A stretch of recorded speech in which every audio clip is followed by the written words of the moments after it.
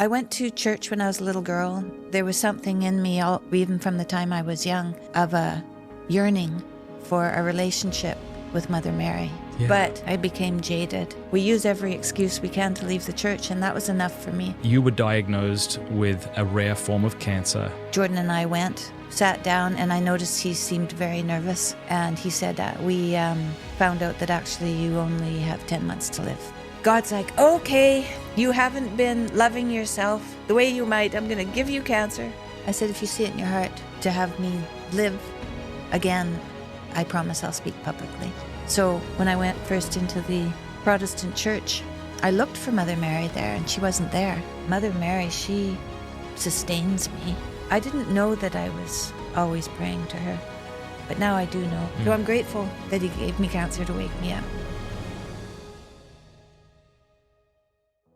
Thank you so much for watching Pints with Aquinas. Before we get into the interview, I'd like to ask you to please consider subscribing. Over 58% of people who watch this show regularly are still not subscribed, so please do it. It's a quick, free, easy way to support the channel. We really appreciate it.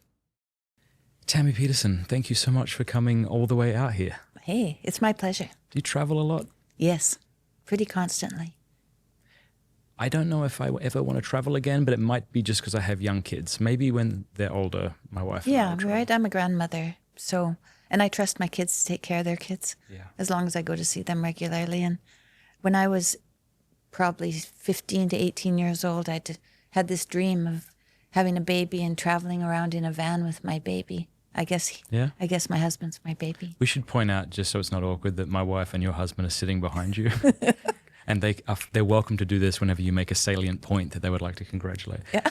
Yeah, but it's really lovely to have you. Have you ever seen the show before? Do you know what Pints with Aquinas is? Kind of. Okay.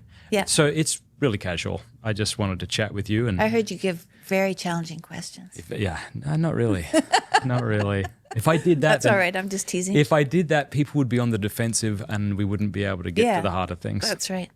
But one thing I know a lot of people have been fascinated by, and I don't know if you're sick to death of talking about it or not, is you were diagnosed with a rare form of cancer in which you were given 10 months to live. Mm-hmm. That was a surprise. Yeah. Do you mind talking about that? No, I don't. I've talked about it enough that I understand it more. I can explain it better, so it probably won't take the whole time to talk about it. I'd be okay if it did, but how did...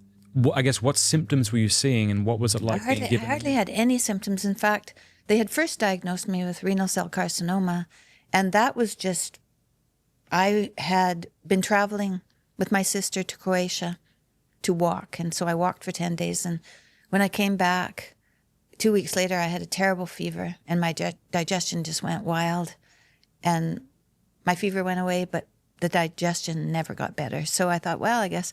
I always had trouble with my digestion, but this was even more, so I thought I'd better go to the doctor. So he went and he said, you probably have a parasite. And I thought, of course, that's what I have. It's a parasite. Mm-hmm. So he gave me an ultrasound and saw a shadow on my kidney. So I had no symptoms that I know of before this. I had picked up a bacterial infection on the plane, which I ended up being treated for. But it was the shadow on the kidney that I needed to have biopsied, and then they found out that I had what they thought was renal cell carcinoma. And they said it was okay, I could travel as long as I wanted, come back whenever I wanted, because it only grows 1 millimeter a year, and it doesn't kill anybody. Okay. So we finished our tour, we went to Australia, we ended up in Santa Barbara, and then I went home in March of 2019 for surgery. And so I had surgery. And Jordan's family came, his mother came to take care of me, his sister came to take care of me, my sister, my brother. It went for a long time, but all our family members came to take care of me. It was very good. It was very good. It was surprising that I can say that, but it was very good. Mm. But I was about probably almost 6 weeks after the surgery, I started getting a pain in my back. Just kind of in my flank, kind of in my lower back onto my hip. And I told the surgeon that, and he looked at the biopsy again and realized that they had ignored that idea that I might have something called a Bellini tumor, which kills everybody. which kills everybody so fast. It's usually diagnosed after they die. Wow. And so he called me back in for the 6-week checkup. Jordan and I went, sat down, and I noticed he seemed very nervous. And he started handing me papers, and I could see his hand was shaking. He was asking me to sign them. He said, "You're going to need another surgery, and I need you, and pretty quickly too, you need to sign these waivers." And he said, "We found out that actually you only have 10 months to live."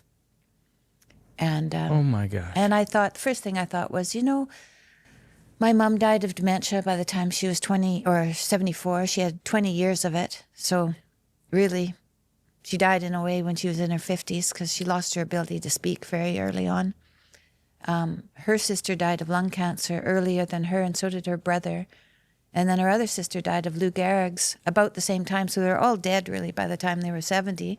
I was 55, and I thought, well, maybe that's me too. And that must, because we all wonder how we might react in a situation like that, but you don't know. No. And my dad, there. he's a very calm person. He never, I never ever saw him upset about anything, really. He was a very calm person. And so I was lucky I have that kind of nature that is also very calm. But it was maybe in retrospect not the right response. So when I went home to see my son, who lived at the end of our street, I had to tell him what happened at the doctor's office. So I invited him outside and told him that it wasn't a good prognosis what they gave me, and that I only had what they thought was about 10 months to live.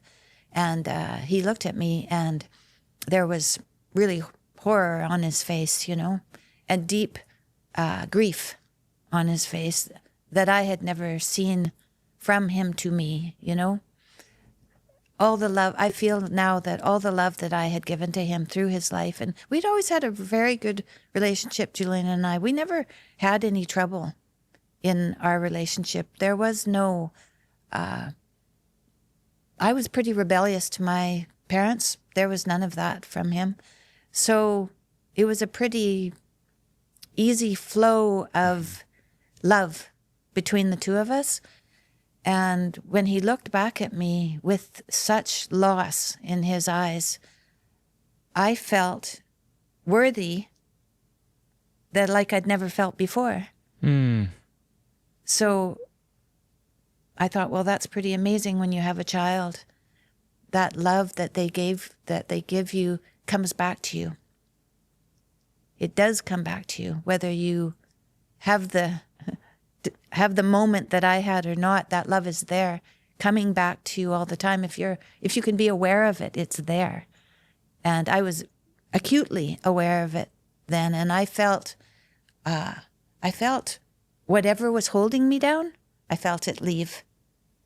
So I really had a physical sensation of something lifting from me. And I read for months after that, and I guess I described it as doubt and cynicism. Okay. That seemed to really describe what it was that I thought had left my shoulders. And I had reason for cynicism. When I was about 17, I was the supervisor of the swimming pool. My brother had been the supervisor, and my sisters had been lifeguards. And now 8 years later, they were all gone to university. I was the supervisor of the pool, and I was following in the footsteps of my older siblings and feeling my brother had taught me to swim when I was 9. It was a big deal for me to be in that position at 17. And the school brought their school kids, 6 years old, to swim at the swimming pool. When they got them in the pool, they were too short. So I was pointing to kids who were underneath the water, looking up at me through the water. And I was going, oh, grab that one, grab that one, grab. And at the end of that, I said to the teachers, you got to bring more people with you next time and have them in the water. Oh, gotcha. So that if anybody is under the water, you can just grab them and play with them and just be right there with them.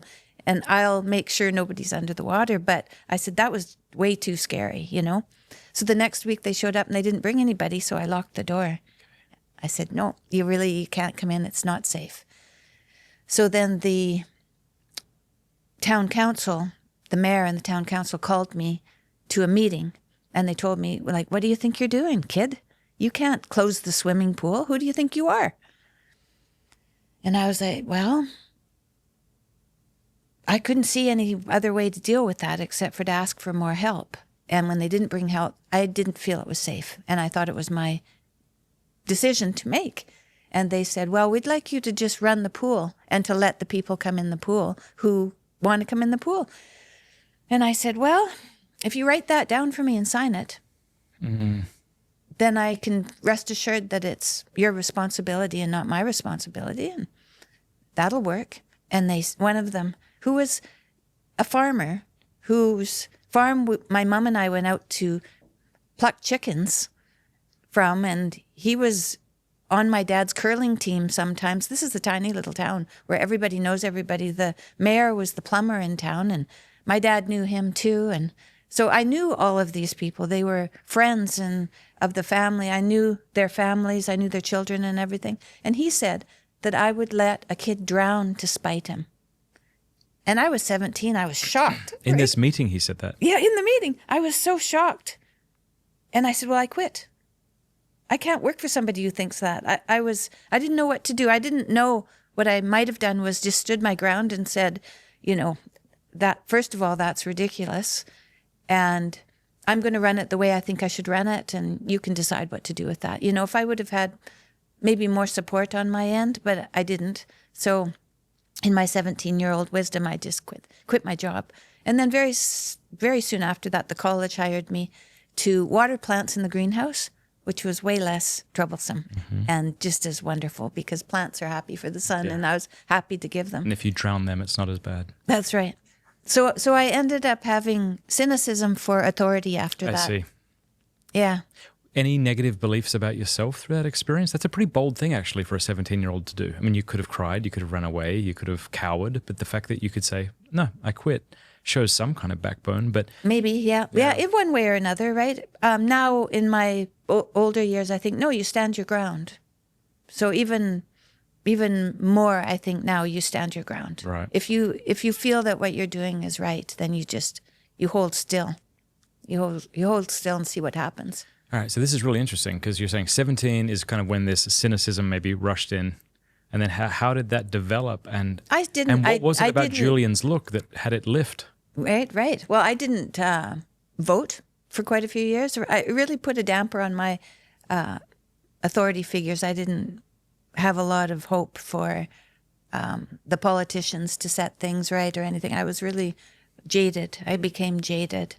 And it showed in my civic duty. I was not answering to my civic duty for quite a long time. And it's little by little I understand what happened at that moment. I went to church when I was a little girl. I went to Sunday school. My older siblings, mostly, I remember going with them. And when I was in junior high, in the Protestant church, you go to Christian Girls in Training. I went through that.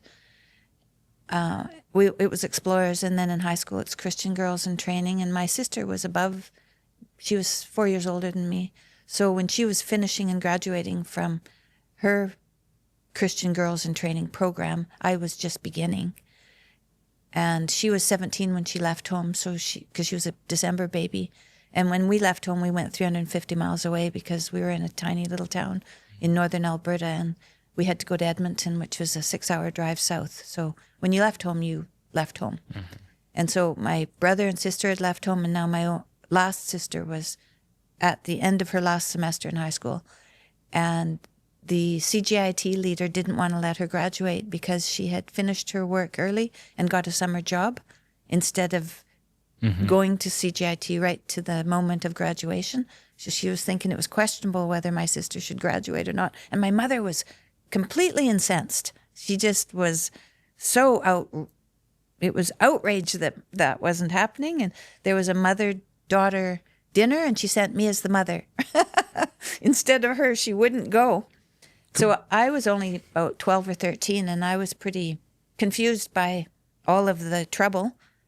And when my sister left home and my mother was so incensed with the church, I stopped going. as all of us do, or some of us do, we use every excuse we can to leave the church, and that was enough for me. And plus I was 13, and 13-year-olds can be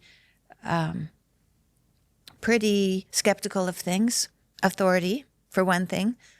So I already had that authority, Complex kind dynamic. of hit against authority when I was 13, and then again at 17. Yeah. So it did make me kind of jaded. I was definitely kind of jaded. And doubt, well, everybody, I think, I see. is wondering. Sorry to cut you off. When you say cynicism and doubt, do you just mean in general, or do you mean towards something? Well, I mean authority in terms of cynicism, but doubt, that was probably more in the religious realm that I was doubtful. My dad had taught me when I was a little kid to, if he tickled my feet, not to laugh, to have willpower. Oh, Which I could do, so I wasn't ticklish. impressive. Yeah, right. I could not do that now. Well, he taught me. I don't think you got taught that early enough. That's true. Yeah. But it also taught me to be very sure of my own control of my life, taking control of my life. I broadened that philosophy that he gave me about being strong-willed, and I took that into my own life. So when I left home, I went to university, but I was a pretty creative person, so everything looked good. And I went to university and I studied sciences, drama and English and French and philosophy. That all looked good to me. But then I was taking care of myself because I just got some suitcases when I left home. So I had to work in the summer. And so I went back to Alberta to work in the summer. And I decided I didn't want to go back to Montreal. I'd left 3,000 miles and driven all the way to Montreal. So then I flew back to Ottawa, which is just a 2-hour drive from Montreal, but it's not quite as French, so it's easier to get a job. So I lived in Ottawa, and I worked for a year as a swimming instructor. And at the end of that, I read a book called What Color's Your Parachute? Okay. And that is a career-finding book. So I narrowed down what I might do. I went to the counselor at the university, and I said, I like art, education. I like to teach. I'm very interested in health, in medicine. And they said, kinesiology. And I said, okay, whatever that is, I'll study it, which is really a philosophy of the body degree. You're studying psychology, physiology, biomechanics, physics of the body, exercise. And I was a baseball player, a swimmer, a lifeguard, a volleyball player. Those were my main sports, but I took sports very seriously, and so did my family. My brother was a very avid reader. He got the Governor General's Award in Alberta when he was in high school, which is the top marks in the whole province. So he was a very studious person. I was 8 years younger than him, and I was totally an athlete. So everything that had to do with sports, I had a hand in that. Reading wasn't something that my parents, they were very conscientious people, very conservative people. They worked every day, kept a very clean house. Mom cooked all our meals. She sewed all our clothes, that kind of. But religion wasn't really part of our existence, and sitting down to read was really kind of a waste of time. So that wasn't, what I grew up with. So, what happened with Julian, I'd been married to Jordan by that time for 25 years because Julian was, or even closer to 30 because Julian was 25 when I got sick. And when Jordan and I first got married, he told me if I told the truth, we could be married. If I wasn't going to tell the truth, it wouldn't work.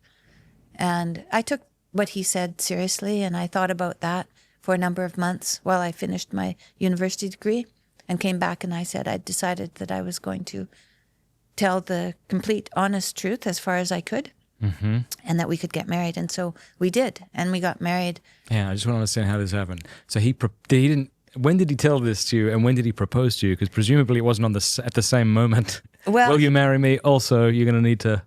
Well, he asked me to marry me a couple of times. Cool. And I said, well, I don't think you're ready, and neither am I, kind of thing. Yeah. But I didn't say no, because I really thought he was one of the smartest people in town, one of the most interesting people. I guess I didn't know how smart he was, but he was interesting. He was an interesting kid, a year younger than me, but in my class, because he skipped grade 1. His father taught him to read when he was a little guy. Mm-hmm. And he taught me to play chess. He taught me to play chess. We played with his science set, and I didn't have any siblings near to me, so he was a good friend and introduced me to his family. And his family, he had a good father, and a good mother, a very attentive father and mother. When he was at home, when he was a little guy and his dad was at work, he would wait in anticipation for his dad to get there, because when he got there, he'd lay down on the rug and put his arm around him and read to him. Yeah. Yeah. So in that family, I could see there was something good there. I could definitely knew there was something good there. So even over the years, when I left home and went out and I lived with another guy and decided that he wasn't the guy, I waited for Jordan in Ottawa, but he didn't show up. So I ended up living with another guy for a couple of years until I found Jordan finally came out to Montreal, and he called me. And then he said, I'm in Montreal, which is a 2-hour drive. Do you want to come for Thanksgiving? And I went to see him, and his house was clean, and he seemed to have some friends, and he'd made dinner, and he was at the university getting his PhD and writing a book. I thought, yeah, definitely it's time to get married. So then I went back, finished my degree, and I came to Montreal. And he'd asked me 2 or 3 times by then, once in a letter, and once at a playground at New Year's Eve. Mm-hmm. He asked me again, and he was very much a person who was enjoying his time with his friends and learning at the same time. I wasn't sure if he was the father of my children or not yet. When I saw him in Montreal and he had his house clean and he had friends and he knew how to cook and he was getting his PhD and writing a book, then I had enough indication that he had got his life together and it was time to marry him. I think women were starting to get interested in him, and I thought I better marry him quick. Mm-hmm. And so I managed that. I asked him actually to marry him on Sadie Hawkins Day, which is... Hang on, you asked him? I asked him. So did he say yes? Yeah. Is that, okay. Yeah, February 29th. February 29th is Sadie Hawkins Day. Yeah. It's the day that women can ask men to marry them. I've learned that since moving here. I didn't know that. It just happened to be the day. Yeah. Oh, sorry, I see what you mean. When you say you didn't know that, what you mean is you didn't realize it happened to be that day when he asked you. Yeah, that's right. So it was legitimate as far as I'm concerned. Yeah, I think so. Well, he asked you a few times, so really this was just your way of saying, I pretty much said yes. Mm. That was what I was saying. Yes. Can you think of a time that you're able to share of when it was very difficult to be honest? Oh, yeah. We had our challenges, there's no doubt about it. Michaela was very sick, and we had differing opinions of how she might be treated medically.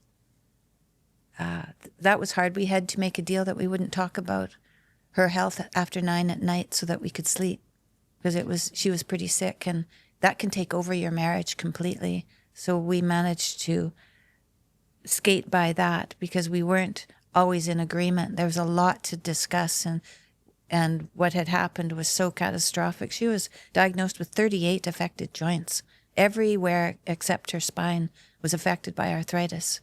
So, and she was just this little kid. She was only 7, 8 years old, When she was diagnosed with arthritis, first of all, I'd taken her to a number of different doctors saying, what do you think of this ankle? It doesn't seem, something's wrong with her feet, or she's not keeping up when we walk. Like, what's going on? And she had a very dry arthritis. It wasn't obvious that there was swelling. So people had to know quite a bit about arthritis to diagnose it. And I went to University of Toronto's athletic department one day probably had the kids in swimming or something, and I took her to the physiotherapist at the university. I also had shoulder problems that I used to go to the physios at all the universities we went to see if I could get some help. So it wasn't that this was a new idea. I'd been to physio myself quite a bit since I was 17. So now I was in my 30s. I was pretty used to finding answers from physiotherapy or from massage therapy. And so I asked this physiotherapist, and she tried to wiggle her heel. There was no wiggling her heel. She said, "Your daughter has rheumatoid arthritis." And I was like, oh my, oh my, oh my. Because my older sister had a friend whose younger sister had rheumatoid arthritis when I was growing up, and her joints were like round marbles, all of them. Big, big, big swollen joints, and she couldn't move. So I was just, wow, when this girl told me that, I was taken aback, to say the least. And my mother at that time had dementia, and she wasn't doing well, and she died in 2007. By then, Michaela had been on biologics, and her arthritis had been controlled for a few years, but then her joints started to disintegrate when she was about 17. And my mom had died by then, and I used to pray to my mother all the time to help Michaela find health. And now I realize I was praying to what was best in my mother, which was Mother Mary. So I've been praying to Mother Mary for a very long time. When I went first into the Protestant church, I looked for Mother Mary there, and she wasn't there. So there was something in me, even from the time I was young, of a yearning for a relationship with Mother Mary. Partly it might have been I came from a family of feminists. So part of my yearning might have been a feminist observation that there were no women in the church. There, some of it might have been that, and probably was some of it that, but that wasn't everything. That definitely wasn't everything, and I think that's what the feminists are after too. Probably is a relationship with Mother Mary. They just don't know it. I heard recently that Cosmopolitan magazine, there was two types of women that they weren't interested in capturing: virgins and mothers. Oh, God. And so in the Blessed Virgin Mary, we have the Virgin Mother. Yeah. The kind of antidote to to all feminism. That magazine isn't going to be around much longer, I would think. Please God. That's Please for sure. God, what poison. Yeah. Yeah. And so my aunt, my grandmother they had some feminism learning. That's my aunt is who taught me yoga, who introduced me to yoga. Okay.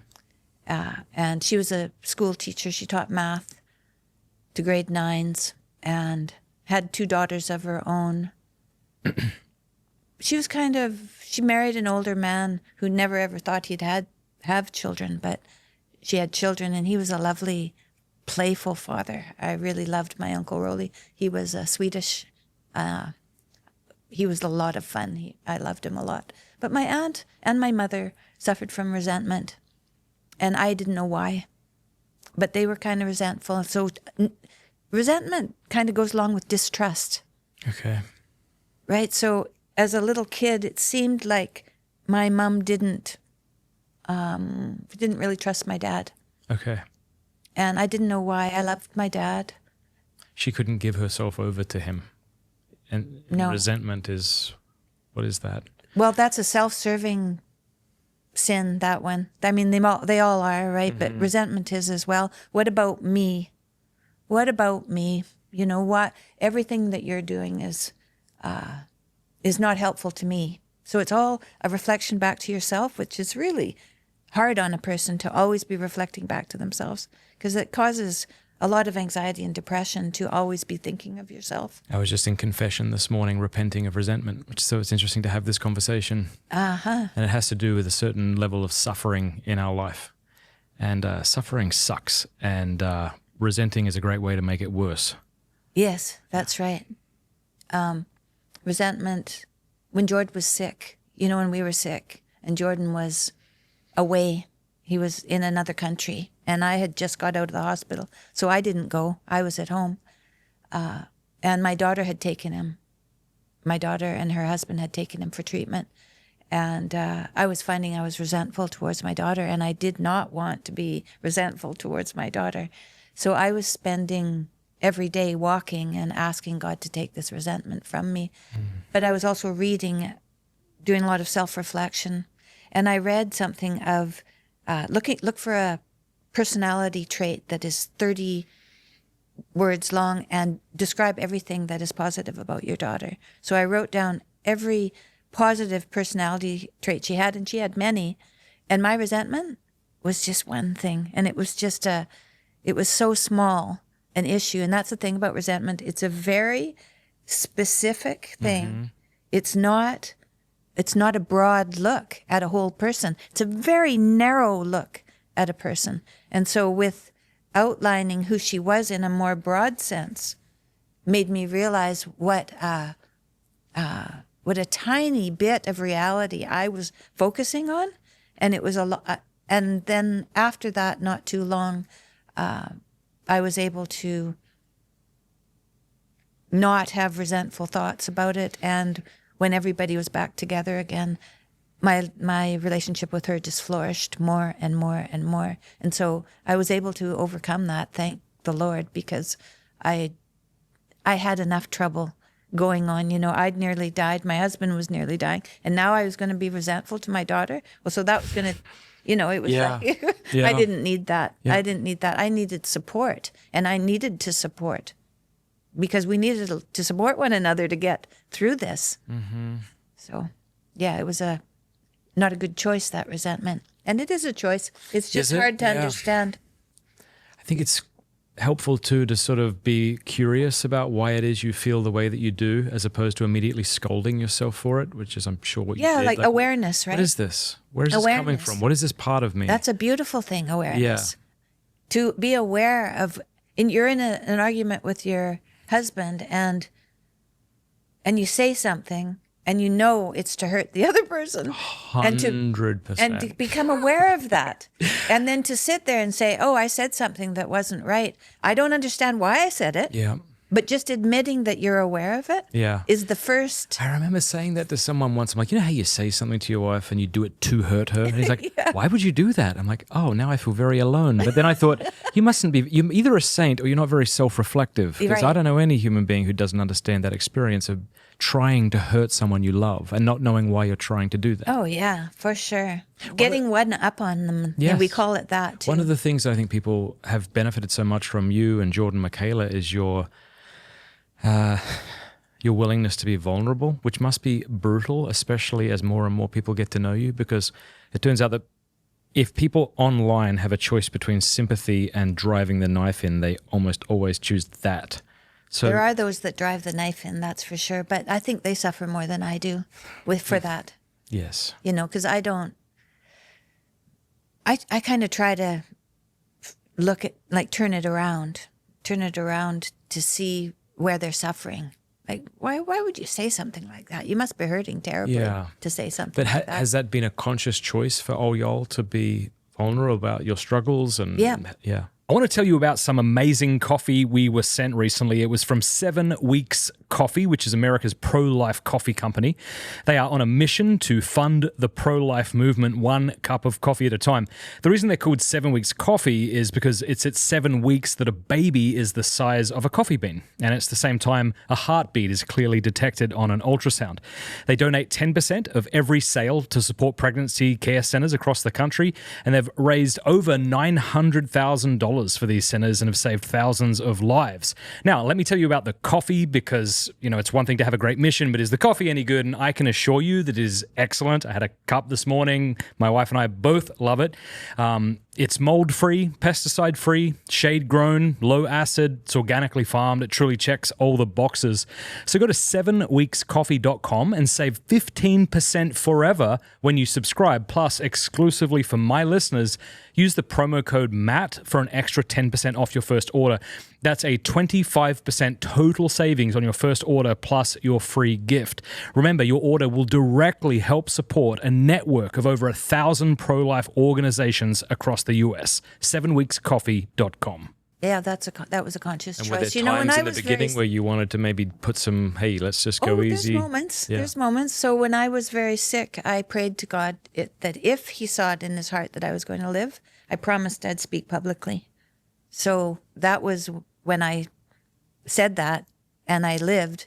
I didn't really have much choice in the matter after that. But Jordan had already been in the public sphere, and he had come home to me one day and said, they're making people at university take DEI tests, and my clients are getting having politically correct overlords that are running their lives, and this is getting very bad. I have to say something publicly. And I said, well, you've been talking to me about this stuff for 30 years. Why don't you let's see what happens. What's the worst thing that could happen? That's what I said.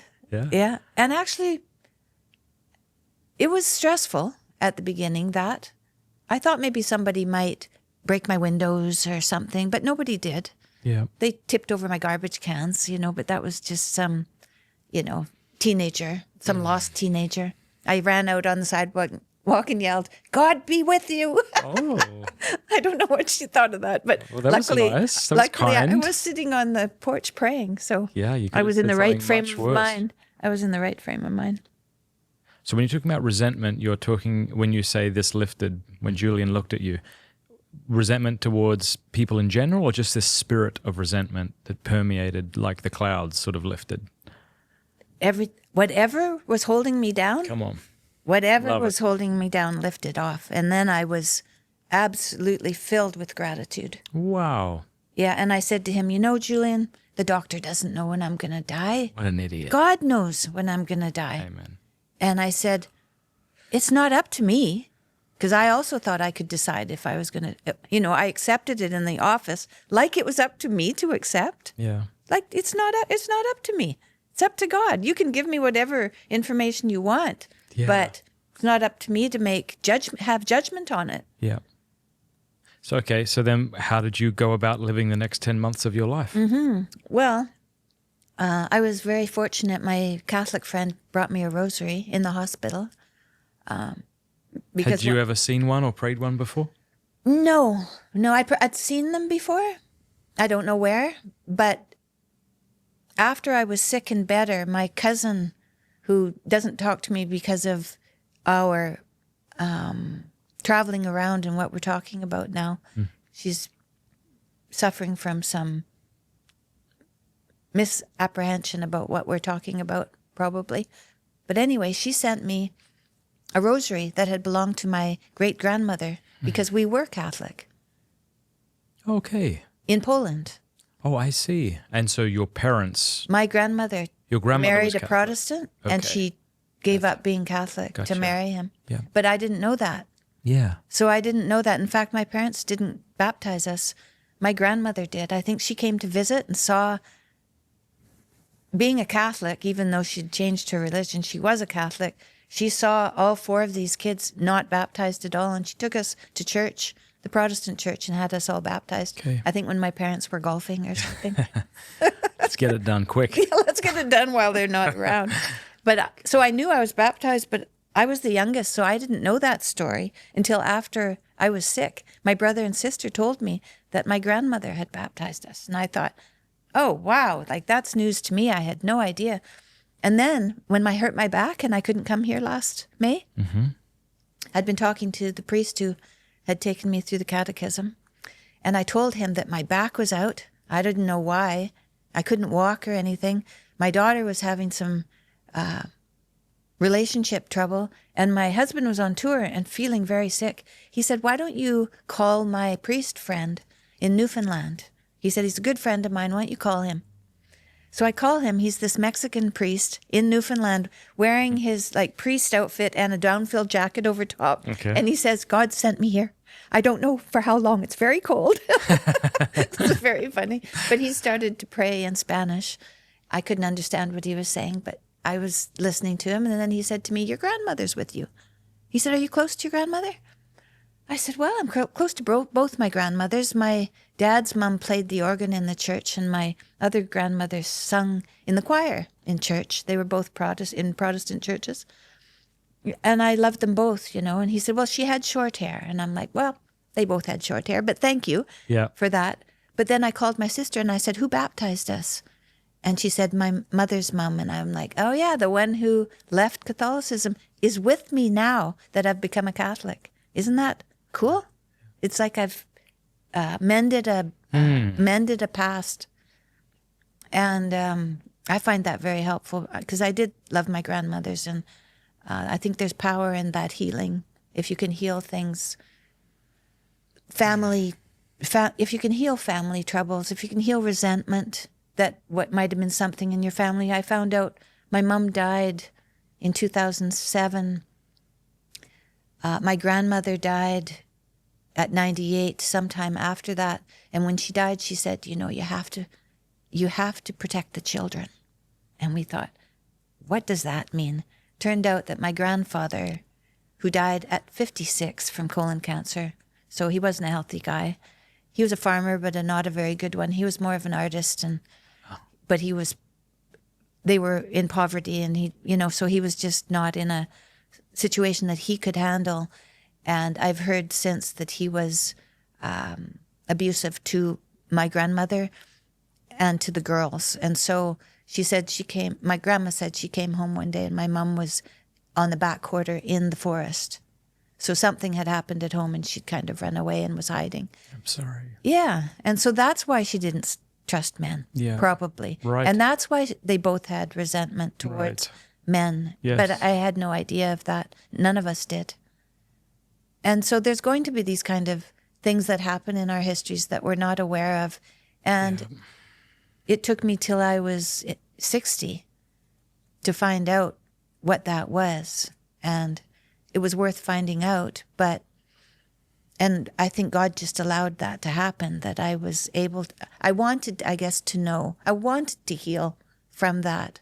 And so then the story put itself together bit by bit so that I could understand and forgive, right? My poor mom. Yeah. Part of our own healing journey is understanding our own story and the sort of lies maybe we believed about ourselves, or the sins we committed and what we did to other people, and understanding that and asking for healing of that. And I remember someone once saying to me, she said it to a group, so she wasn't saying it to me specifically, but your mum has a story. Your dad has a story. And we can tend to maybe fall into the trap of objectifying our parents in a way, not realizing that they've actually been through their own stuff and they're trying to process their own stuff as well. And that can help us have compassion. That's right. When my dad died, I had a dream a few months later of him as a high school, just leaving high school. And you don't know your dad when he's 17, Nope. right? Nobody knows their dad when they're 17. So we don't know who those people are that are our parents and our grandparents, largely because we only get to know them. Like most people get to know their parents when they're about, 40? That's quite a bit of time has gone by. Anyway, I had this dream that my dad was walking towards me and he was putting on different hats. And then he put on this hat that looked more like a stovepipe and it went right over his body and his hands were sticking out the bottom.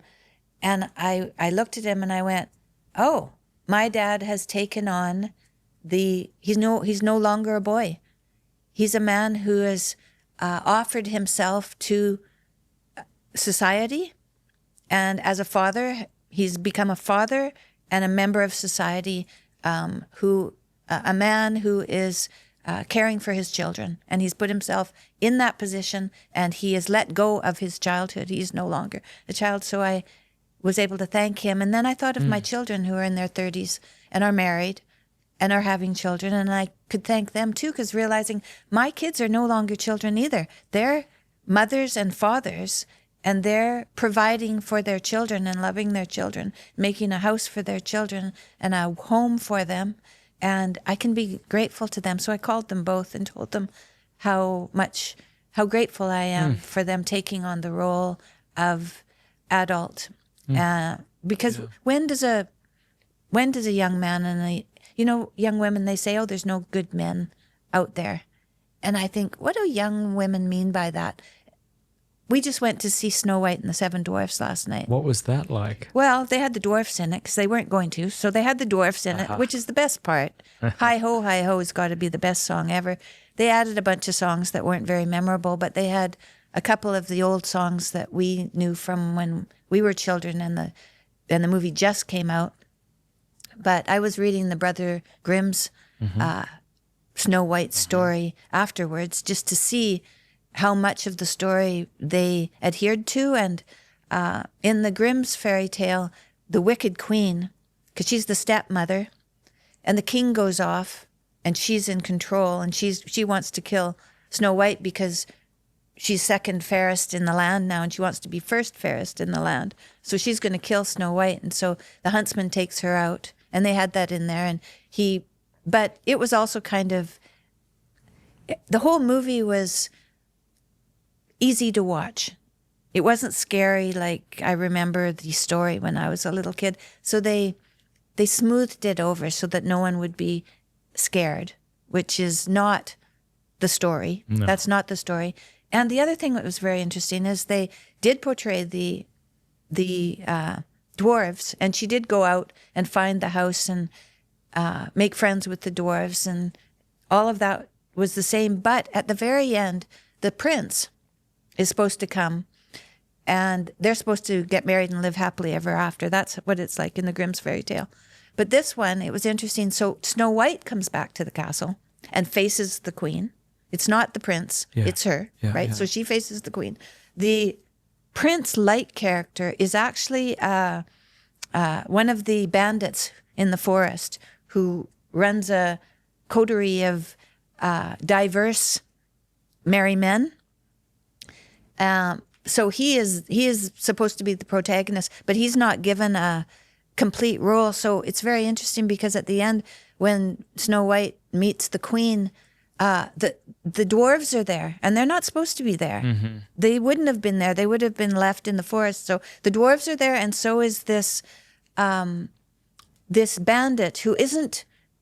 He's up on the table dancing with her, and they're all wearing white, and it looks like confetti. So there's something about marriage was trying to be done, but people were unaware that that's what they were doing, because it's only about Snow White. It's not about him. Mm-hmm. So when she goes out and she meets the dwarves, like any young woman, when she meets men, they're all dwarves. None of them are the prince, unless they are the prince, right? So all young women meet dwarves until they meet the one who captures their heart, right? And so that's what those dwarves are. Those dwarves are the potential men. And it's also interesting because all the dwarves are called Happy and Grumpy and Dopey and Doc, right? They all have these kind of individual attributes of a man, but not all put together, right? So they're a man in process. Okay. It's a man in process, but it's not complete. And that's who she first, when she escapes the queen and is starting to wake up to her reality, she meets all these dwarves. Well, of course she does, because she's also not very well formed in her understanding of what a mature woman is. And they are not a mature man either. But it's a start. It's a start. She has to make friends with those guys, and she has to serve them before the prince arrives. Well, in this story, it's not a prince, it's just a bandit. And he's not, they don't ever finish the protagonist, and there is no prince, right? So they leave him in the end as dwarves and this bandit. So they don't develop the male properly, which is a sign of our times, because women think, young women, they have this thought, I think, that there should be a prince that just appears. It's like, well, you have to do the work. You have to serve your fellow man to find the prince. You have to put yourself out there as a person who is in service to make things better and to help anybody who's lost to find their way. I mean, That's what it's all about. And if you're not doing that, you're not going to find the prince. I recently had a wonderful woman on my show named Carrie Gress. And I know Carrie. Yeah, she's terrific. She's one of my favorite people. Written a couple of books on feminism, as you know. It actually changed my wife and I's opinion completely on feminism after we read it. Oh, good. You know how people are always saying, what's an important idea you've changed your mind on? And I always want to find one so I can seem intellectually open. Well, this is one. Oh, yes. The feminism idea. But I said to her, well, what should a fella look for in a woman? And she said, someone who's more interested in the things and people around her than in ideologies. And that's kind of like what you're saying about going outside of yourself, not this sort of solipsistic, enclosed self where you think about ideologies and congratulate yourself for being enlightened, but you're actually interested in the children at the restaurant and the barista and like someone like that. That's a fella. That's at least a start. Yes, that's a start. That's a start. And how do you make where do you find a prince? A prince appears when you marry him, and he takes on the responsibility of a husband and then a father. Now there's a man, right? There's a man, and that's when you find your man. You don't find a fully developed, perfect man until you've put yourself out there and been in, done what you need to do to feel like you have given enough. I've given enough. You have to be offering and giving before you're going to get anything back that's worth having. That's just how it works. And that's how it works in the fairy tales. It works like that in reality. Maybe I'm thinking of the wrong Brother Grimm's, but is this the one where the wicked queen had to dance in those slippers until she died? Jordan's nodding. Jordan would know. Yeah, yes? Yeah, I love the Brother Grimm's. I read those to my kids, and they love them so much. She has in the Grimm's, she has 3 problems. She has a comb. That's right. Right? Yeah. Poison comb. Yeah. She ties her bodice way too tight until she can't breathe, which is what a terrible mother would do because she doesn't want her daughter outshining her. She'd definitely tie her bodice too tight. And also, she doesn't want her to be beautiful, so she'd put poison in her comb for sure. But in the movie, it's just a poison apple. Yeah. So it's simplified. So if you had to give it a rating out of 10? Well, I'd say they didn't make, it didn't get my back up. It was just kind of not all like that cold interesting. Pizza. Yeah, but that's fun. The ideology, right? It's just kind of, well, before they started all this gender surgery, butchery stuff, it was kind of just, you could kind of just ignore it. Now it's gone much further than that, and now it's absolutely horrific, but it is the same thing. It's just gone way too far. Way too far. When this lovely woman came to you and gave you a rosary, how did you begin to learn how to pray it? I told her I didn't know how to pray it, and so she offered to teach me. And so she came every day for a couple hours for 5 weeks while I was in the hospital. Okay, so you were diagnosed, and how long after you were diagnosed were you in hospital? I was diagnosed, a couple of weeks. Oh, okay. They did the surgery, and then I went home, but then I had a leak in the lymph because they took all my lymph out from this side. Okay. So the surgery went over. They got the cancer out. Yeah. I was on a carnivore diet, so actually the cancer didn't progress like it would for most people. That's why they caught it, I think, because it was growing slowly. Because cancer is a metabolic disease. It grows, and it has to have plants to survive. The cancer cells grow on plants. They don't grow on fat. Wow. So if anybody has had cancer, it's best to stay away from plants. And, well, it's better for most people, but it's definitely good for people who have had cancer. Are you still doing the carnivore thing? Yes. Yeah. Completely. Yeah. Yeah, I cheat. I drink some bourbon at night. Well, bourbon, Michaela drinks some bourbon. Tequila. Yeah. Because the bourbon doesn't have any dyes in it, doesn't have any coloring in it. And besides, I'm actually quite healthy, and I'm not trying to win a contest or be carnivore, man. Don't care about that at all. I'd like to have some peaty scotch of some sort, like mezcal or something. Come on, yeah. Well, mezcal's like a peaty tequila, but like a Lagavulin. I don't know that. It's a great scotch. Yeah, see, I'd like that. That'd be good. Just a little. Would you try it? Just to I got bourbon over there. Just to swish in my mouth. Bourbon Would be good. Do you want some? Just to swish in my mouth. Would something bad happen if you had it? I don't want you. No, I don't think so. Okay, let's do it.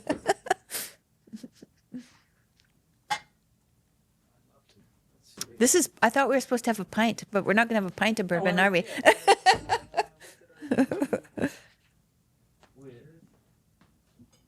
Bullet 95. This is great. Yeah, so that's good. You're welcome to switch. Where did you get this from? Just an alcohol switch. Is that enough? Yep, that's enough. So I'm Scottish in part, you see, from the lowlands in Scotland. Yeah, So we like peaty Scotch. Yeah, this is sweet. This is bourbon. It's not sweetened. It is, but bourbon is naturally sweet because of the corn. But yeah. Oh yeah, that's really lovely. So my wife was. I'm glad you like it. Yeah, my wife was. She still suffers with sick. She's still sick, but I mean, she was really sick, almost bedridden, and she heard about Michaela. So thank you to Michaela. Oh, good. It's amazing how many people your nice. daughter has helped. She's helped lots of people, yeah. And at the time we were living in Guatemala, just on a big vacation, a couple of month vacation. And so we tried her doing it there, but there wasn't a lot of steak. So she was eating chicken and things like this. And she was just losing weight and it wasn't helping. Oh, yeah, not enough fat. So she starts doing the carnivore thing. And before that, she was eating very clean, like paleo type stuff. We're talking about you. and we're drinking bourbon. Oh, nice. Good for y'all. Cheers. Thank you, my love. Slancha, yes. Cheers to you.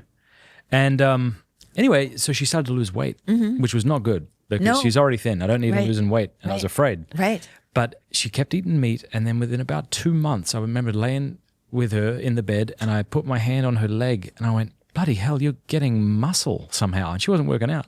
Huh. Isn't that wild? Yeah, And it is so wild. was it, I think, 2 months and you were 3 months off all of her medication. And she had like these giant, thick pill boxes. And I don't want to overstate it. It's not like you're tremendous now. But she was dislocating. When she would kneel to receive the Eucharist, her knee would dislocate. Yeah, she said.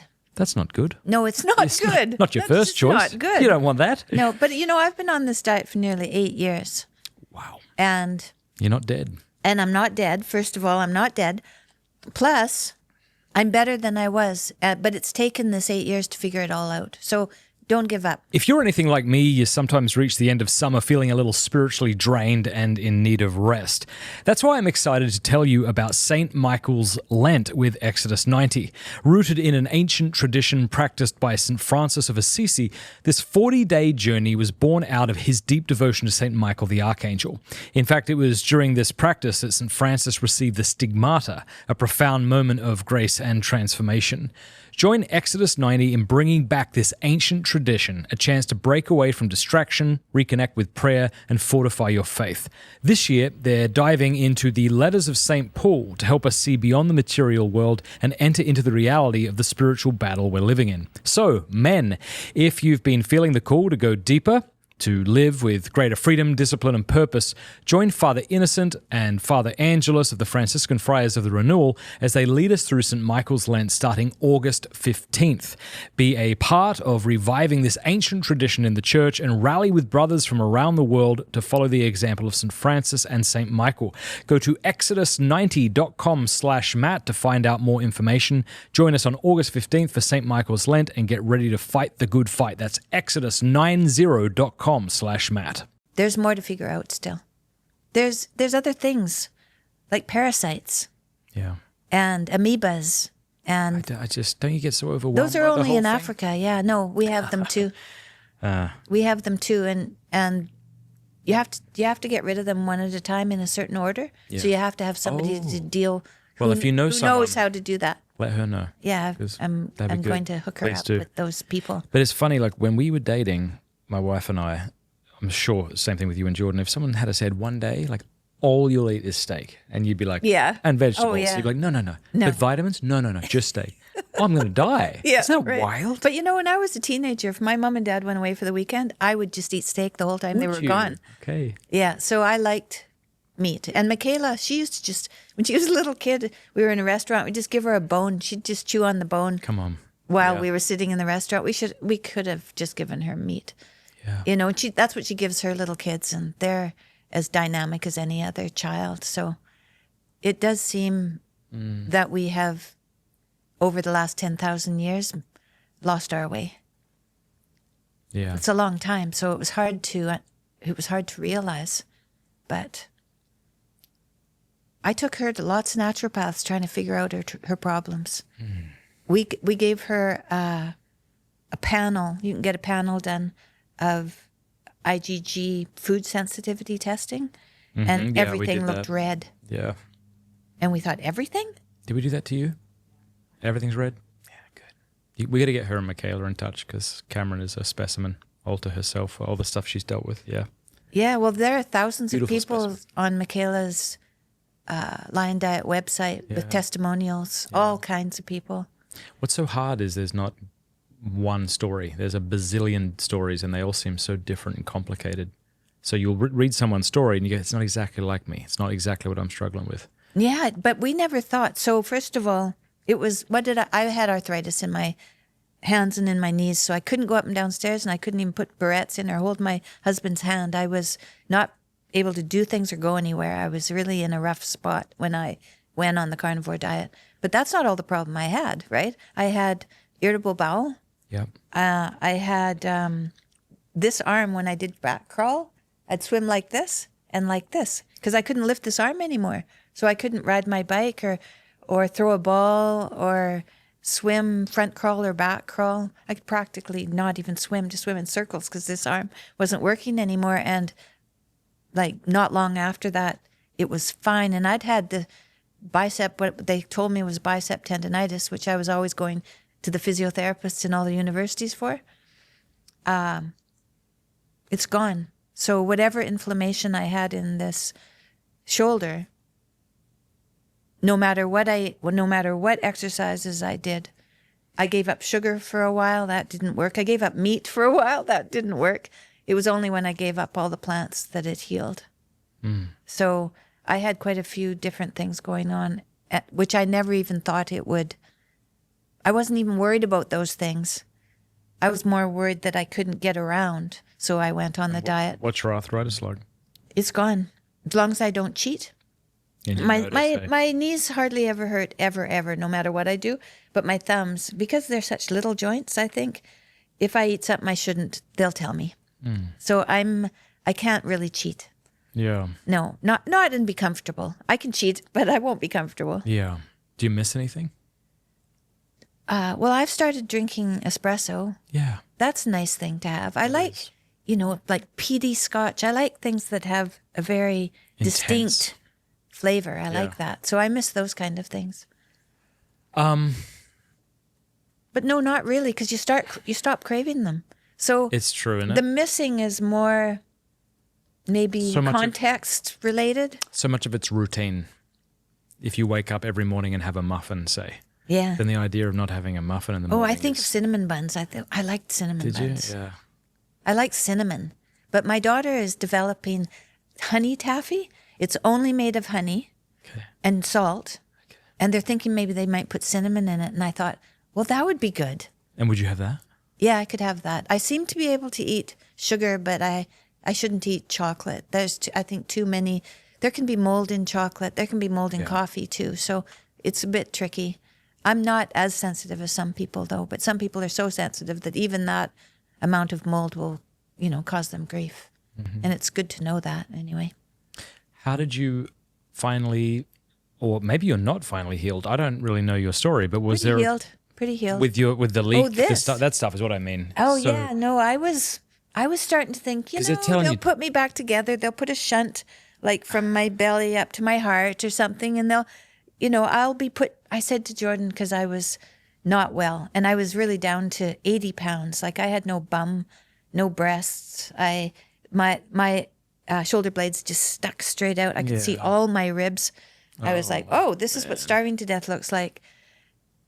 And that was pretty distressing, but I just prayed all the time and I didn't worry. So nobody has to worry about how I was feeling about it because I was just praying constantly. How were you praying?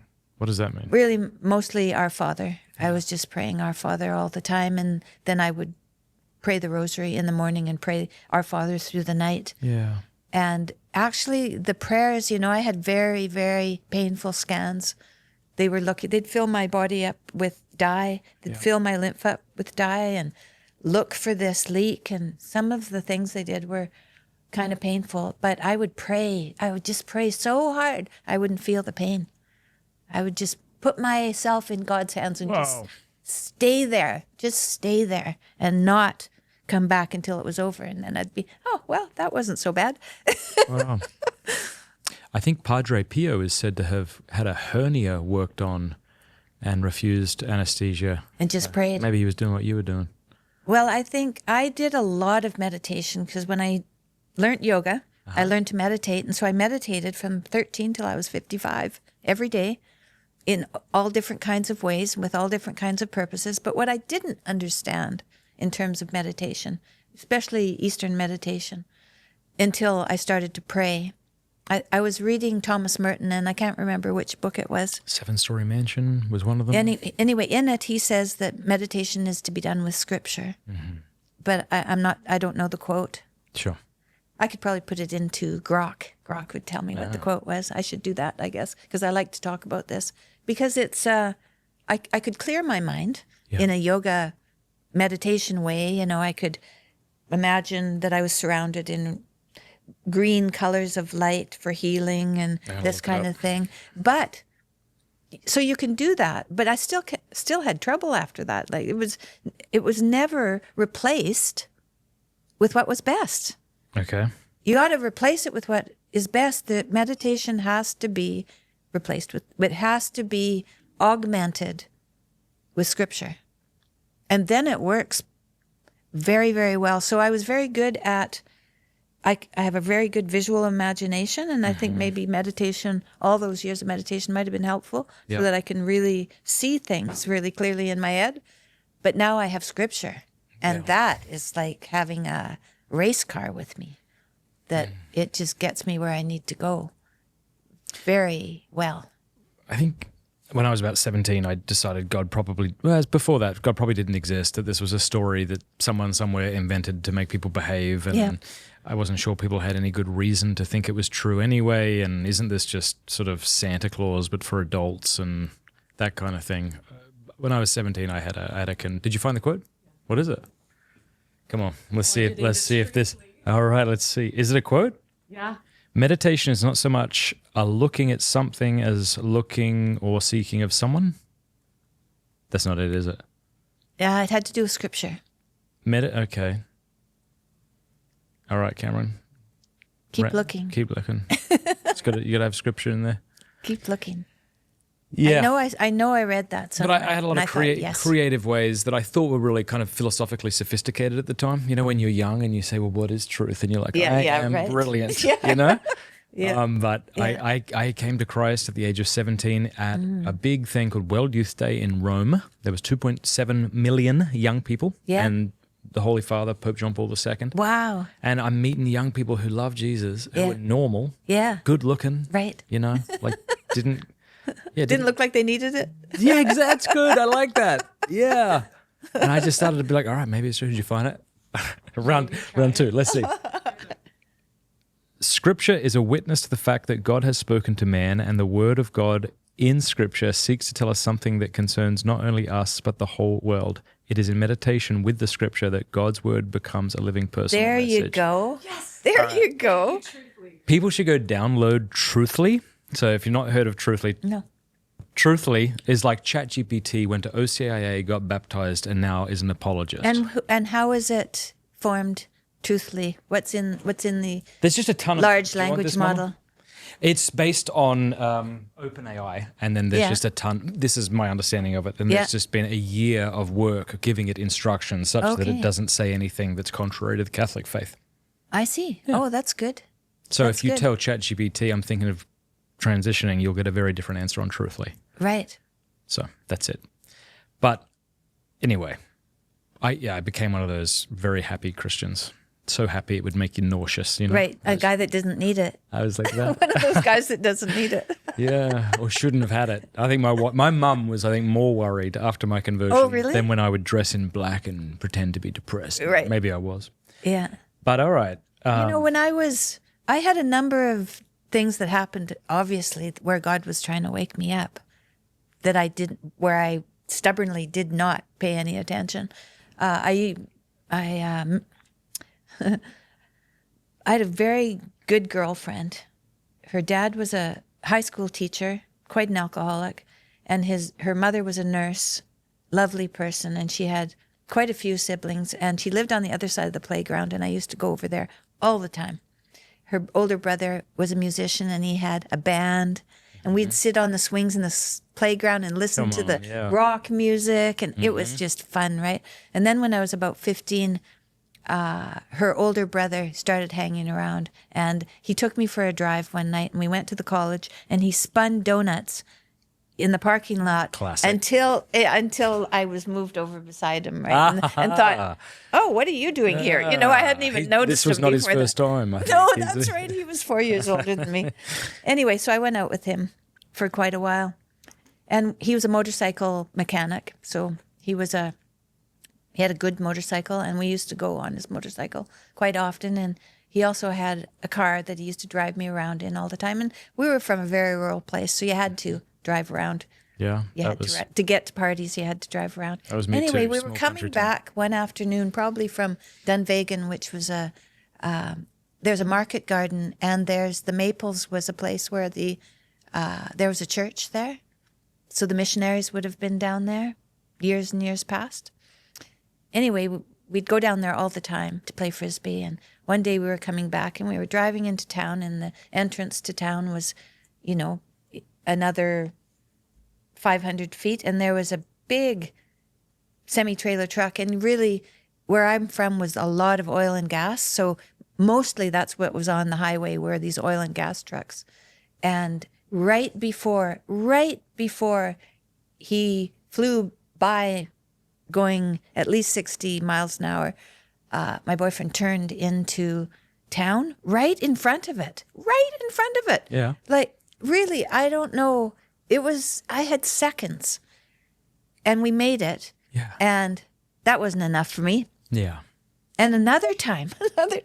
So the Northern Alberta Railway was ended 30 miles north of where we grew up. We were as far north as you could get on the railway. So it was very northern. We had midnight sun in the summer. You could take a picture without a flash at midnight outside in the summer. Mm-hmm. Anyway, it was summer, and I had been at this little town, Hines Creek, that's 30 miles, and I was coming back by myself in a car down a country road, not really knowing the roads that well. And I was driving, and it was still light, but it was evening light, which is a different kind of light than daylight. It's not dark, though. Anyway, all of a sudden the car goes up like this over the approach. I hadn't seen the approach, and there was a car lights right here. Like right here. I went up and over, and I pinched myself. I was like, wow. Goodness. And then I drove home. That wasn't enough for me. Yeah. That wasn't enough for me. Like, I had these kind of experiences, and those aren't the only ones, until finally when God's like, okay, you haven't been loving yourself the way you might. I'm going to give you cancer. Like, why should I pay attention to you if you're going to ignore how beautiful and wonderful you are? I don't know what God thinks, but I wonder. Anyway, he gave me cancer to wake me up. So I'm grateful that he gave me cancer to wake me up, because otherwise I'd still be full of cynicism and doubt, and that's boring, and it's not as fulfilling. Once I got a personal relationship, sent me on mission, I'm busy and challenged every day. It's not easy, and I definitely have to get rest when I can, because there isn't many days of rest, but that's all good, right? It's all good. It's better than it's ever been. And I have virtues that have changed. Just a minute. I have to get I have a list of 30. Do it. I want to see it. Take your time. That have happened since I went in got into the Catholic Church. Yep. Jordan and I. Say that again. Since you came to the Catholic Church. Since I went into the Catholic Church, Jordan and I decided one day to just write down all the things that have changed about me. And we have quite a long list. And, well, I think it's worth, Absolutely. Going. Rejoicing in. yeah. Let's see, where are they here? Reborn, 30 virtues. So we could talk about. So I'm more like I was when I was a little kid. Now Jordan knows that because he met me when I was 8 years old. So he sees that little kid again in me since my conversion. Yeah, and one thing kids aren't are cynical, That's doubtful, and resentful. Hopefully. Yeah. No, they shouldn't be. No. Right? And Yeah. When I say to my kid, hey, we're going to go to the beach tomorrow, he doesn't go, well, we should check the weather. Is it going to rain? How do you know that? I say that. He's like, yes. yeah, that's right. He's like, yes, that's right. And so that's more, when our agent calls and says, you've just done 9 months of tour on this book, We Who Wrestle with God. Now here's the routing for Europe. Do you want to go?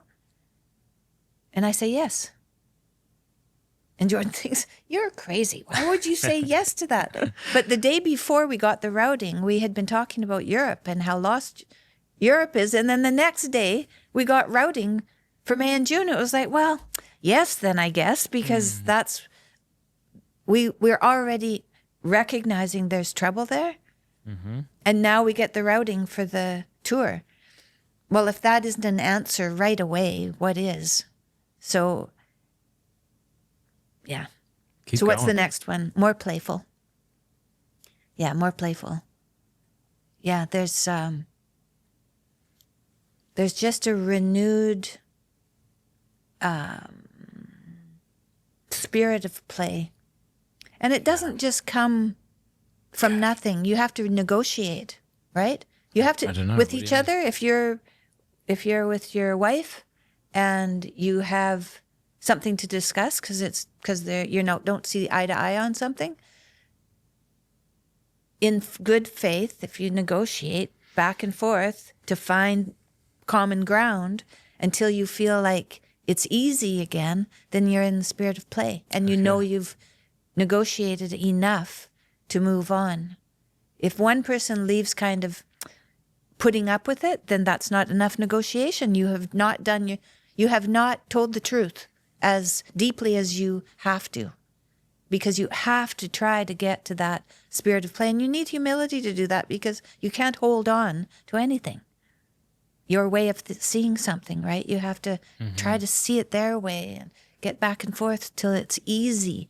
Yeah. When it's easy, play is easy. And play is one of these virtues that it is for its own sake. Most things we do for some other thing. But play is not that. We play for the sake of play. Yes. And if I'm cynical and everything's just going to friggin' suck anyway, and what's the point? If I got that attitude, which sometimes I do, then there's no play possible because play is at heart optimistic. It's like this. It's free. Lighthearted. It's free. Yeah. It's not controlling, is it? No, not a bit. And so I find that when I'm pissed off and controlling, I'm certainly not in the mood for play. But when I'm well, you know, how do then I'm kids a little bit play? more- When kids learn Yeah. to play, when they're about 3 or older and they learn to be able to play, they give up exactly what they want. Mm-hmm. And so does the other person. They find what they will do in common and then they play. how do you play? How do you play as an adult? How what do does you that play? look like? Well, you make love. Yeah, that's a good way to play. That's how you play. He has that in here. Sexier. Okay, why are you sexier? It's a question I never thought I'd ask. Maybe Tammy that's Peterson. for Jordan. But I am maybe less likely to hide. Probably. That's probably part of it. Less likely to hide. More willing to offer myself. Yes, I More. get that. And also, what did he tell me just last night? He said, But you're less guarded, right? I feel more loved, he said, because I've understood something recently that I didn't know, was that I have to say to him, see, we're together. See, we have a night and we're together. You don't have to worry that this isn't going to happen.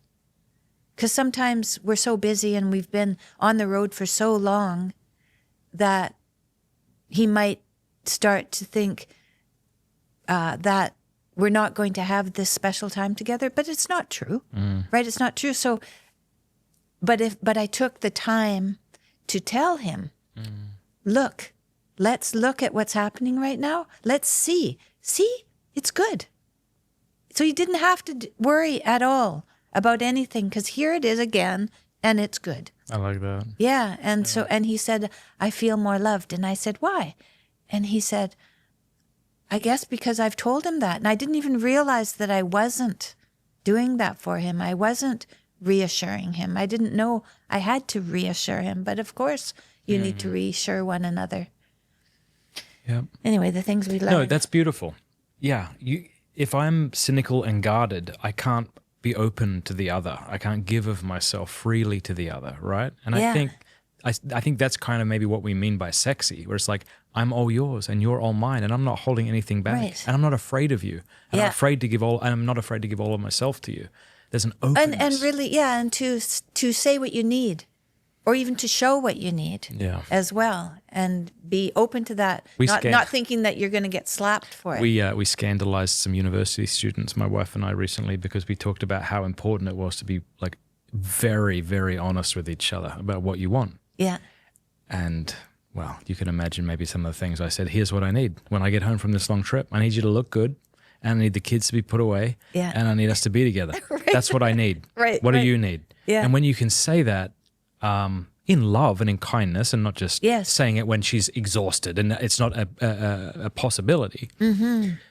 But that's actually helpful because otherwise I'm not communicating myself and so I'm not getting what I feel like I need and then I might become resentful and it's not her Yes, fault. that's It's right. my fault because I'm not and being bitter. honest. You might become bitter. Yes. Yeah, so that's no good. No, so you don't want that. So patience. So is it patience in here? Yep, more patient. That's the patience, right? To know that there will be time where you will be together with your loved one and to have the patience to see it happen rather than being controlling Yes. and trying to twist things to make it happen. What a grasp. Because it never ends up as good. No, 100%. Yeah. It's not, yeah. I want to receive my wife as a free gift. I don't want to manipulate and grasp at her. Yeah. I've done that and she presumably knows what it's like Yeah. to have that. And that's not And how then you close yourself off to that. Exactly. Yeah. Yeah. Because you're a threat. You rightly close yourself off towards something you perceive as a threat. Yeah. You know, we can also, and that happens plenty of times where, how about now? No, not now. I'm tired. How about now? Well, we have to leave in like 15 minutes, bug off. So there's those times too. Yeah. But not think that that is something that you have to get me back for or anything like that. It's just, no, not now. That's okay. Now isn't the time. Then there'll be another time and just look forward to the time rather than lamenting the fact that this isn't the time. How dare it not be when I want it? It's like, yeah, that's not gonna end well. That's not sexy. That's not sexy. That's right. My husband likes to come up and touch me when I'm doing the dishes. Oh, I hate that. I love that he doesn't mind you sitting here saying this. My mom used to not hate it. I think I think it's a habit. What I would do with my wife is I'd come home and she'd be exhausted and I'm like, go have a bath. And then I'd get everyone in order and get the house together. And oh, that's smart. well, it's smart. Yeah, it is smart. It is. It is. Yeah. Yeah, it's a lot easier to be open. Oh, when you're not yeah. exhausted and Yeah. frazzled. Well, we have always planned dates. Ever since I had my first baby and I was way too busy with my baby and George came home and said, you know what? I'm not getting any attention. And he said, we need a date. And I thought, oh my goodness, I don't need a date. I'm tired and I have this baby. That's all I need. So I said, maybe we should plan dates. And he said, that doesn't sound very spontaneous. And I said, well, before we were married, we had dates. We planned them. So he said, okay. He trusted me. So he said, okay. And then he said, how many times a week? What time of day? What are you going to be responsible for? And what am I going to be responsible for? And we really outlined the whole thing, that he was going to fluff the pillows in the living room and put on some music, make sure that the environment was set up properly, that I would go have a bath with candles, put on something nice, and then come down and we'd dance together. And you know, when I was very sick and Jordan was very sick, we hadn't seen each other for 3 years. And I'd been through a huge conversion. And Okay, what does that mean? Didn't see each other for 3 years. he was living other places without So me. would you see him every few months or? I would see him. Golly. Well, when he was in Russia and Serbia, I didn't see much have him at all. And that was during COVID. So I went to Serbia to see him. Yeah. I got there and the doctor said, Serbia's going to close down in 24 hours and you have to leave because if you get sick again, you'll end up in a public hospital and you've been way too sick to go back into a public hospital. So he said, you have to go. So I went there and we went to a monastery that afternoon and then I left. Wow. So we hadn't seen each other for a very long time. Were you able, because of your illnesses, to try to keep up lines of communication through email or something, or FaceTime, or nothing? Not very Not a lot? much. Wow, that's got to be it. So what was that like after 3 years of not really seeing each Well, other? we wondered, is there anything left of our relationship? Once he came home, and he still was not well when he finally came home. I was pretty much well, but he wasn't. And we were sitting in the living room by ourselves. It's like, here we are together. Hi. I said, do you want to have a date? And he thought, oh my God, because had a lot of neurological pain, right? And he thought, yeah, okay. So but we didn't have to discuss how we were going to do this. We knew how to do it because we'd had all these years of practice. So he fluffed up the pillows and everything, and I put on something nice, and we danced together, and it was there. What we had lost was there again, and we didn't know whether it would be there or not. But because we had practiced that, and I had no idea this would happen, we had practiced that once or twice or 3 times a week through our whole marriage. Really pretty much through our whole marriage. The first time we had a date, we just slept because we had a little baby.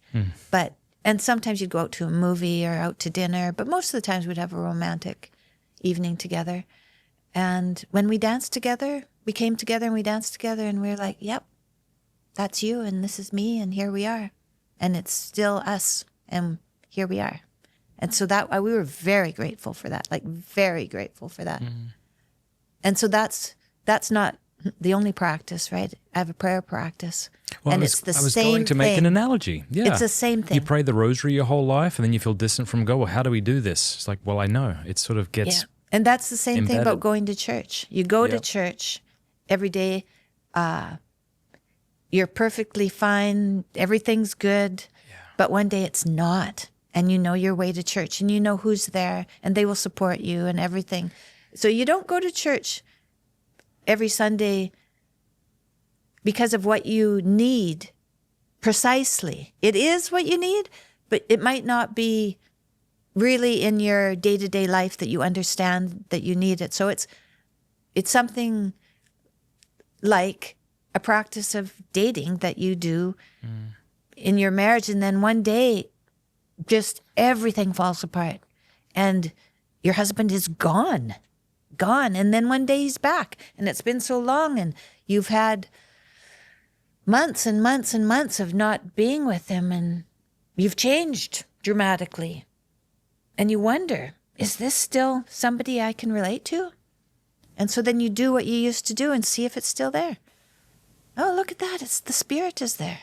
Oh, wow. It's the same in prayer. Well, the analogy I was thinking of is what's lovely about being Catholic and having our little rituals is that I don't have to wait for a burst of inspiration to pray to God in my own creative words and feel any certain way. I can just like pick up the beads and meditate on the scripture. I don't have to feel happy, joy. I don't have to feel anything. I don't have to be poetic or creative, you know? Yeah. I love that. I love that Holy too. I Rosary. walked on a beach today. Yeah. We were staying right on the beach. It's so nice here. The sand is white. It's Yeah. beautiful. Yeah. So beautiful. Anyway, I prayed the rosary on the beach this morning. I have something for you. Oh, yeah? Yeah. And then you can decide who to give the other one to. So there's a group. I'm not affiliated with them or anything, but they're called Theotokos Rosaries. Uh-huh. And they make rosaries. Okay. And I think they're beautiful. And they said they would love to give you one. Oh, isn't that nice? So I said, well, send them to me. I'll give them to her. Oh, wow, that's nice, isn't it? And if you like it, you can keep it. Oh, boy, it's pretty nice. I really like rosaries. Yeah. So for those, So that's a very I'm sure you've been given beautiful- 8 Are they million. the same? No, I think the other one's different. So you choose which you like. Okay. People can go check them out at Theotokos blue one. Rosaries. Yeah. Oh, gee, I don't know if I can choose. They're both very I nice. just have them both. No, I can choose. I'll choose. No, they're both for you. Give the other one to Michaela or someone. Oh, is that right? Yeah. Oh, well, her little girl knows how to pray the rosary in Russian, so I'm gonna Come I'm gonna on. teach her in English. That's a goal. Right? Yeah. Yeah. That's beautiful. Oh, those are really nice. Yeah. Oh, it's got Mother Mary there. Yeah, very nice. Very nice. What was it like getting... Oh, you didn't get baptized, I guess. You just I was got already confirmed. baptized. Yeah. Although that day there were a lot of young men getting baptized in the church the day I got confirmed. Yeah. Yeah. And not children, but Yeah. men. There Yeah. were men being baptized when I got confirmed, which was good to see. Yeah, we're seeing a big resurgence of that, aren't we? Yes, we are. And what do you think? Do you think the women will come after that?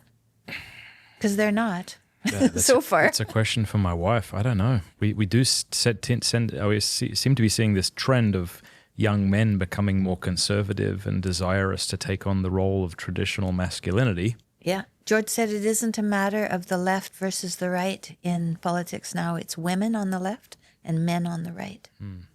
Isn't that wild? That's Yeah. a whole different conversation. But When people say we're all the good men and we go back and forth blaming men and women, and I don't know, it feels like we've had a number done on both of us. yeah, You think of the feminism fella. was a very Carrie Grass. She taught me, and so did Janice Fiamengo. She's another one. She's a Canadian. I think she may have written before Carrie wrote. She writes Sons of Feminism, I think is her book. She has a YouTube channel as well. But they told me that you go back to the first feminists, and who were they? If you think about Yeah. who were they were wealthy, Right. right? So they had the time to talk and to write, and they were wealthy, and they were not pleased with their situation. And so they complained through their writing. And we call them the mothers of feminism. Mm-hmm. That's pretty brutal. Yeah, I think for me, in the beginning, before I even really thought much about feminism, I thought, of course I'm for feminism, because I thought that feminism meant being for women, and who wouldn't want to do that? Yeah. But it seems like really what it is looking at a woman and saying, you're not actually sufficient. We need to make you more like a man. There's something deficient about you. And so you need to catch up. Whereas I think the proper approach, the Christian approach, is to say your vulnerability is part of your genius.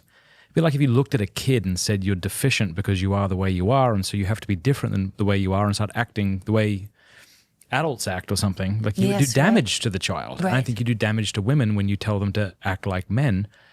The other thing Carrie said that I really loved is she said that feminism it tries to isolate women from being a wife and mother. Yes, it turns And them I- away from that. But I think what's interesting is I think pornography does that to men. And I know women look at pornography too, but it's been No, not predominantly, really, not compared to men. predominantly a male thing. I think women read and men look at pictures.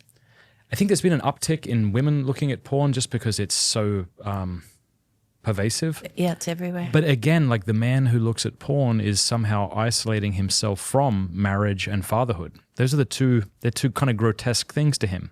He doesn't want the marriage. He wants the immediate pleasure. And children are the furthest thing from his mind while he's engaging in that self-abuse. It's all hedonistic pleasure. Yeah. Like it's for me and me now, as a 2-year-old would say. I'm not proud of this. I'm smiling because it ends well. When I was 17 years old, my mates and I would go to the big city because I grew up in a small country town in South Australia, and we'd go to strip clubs because we thought that was cool.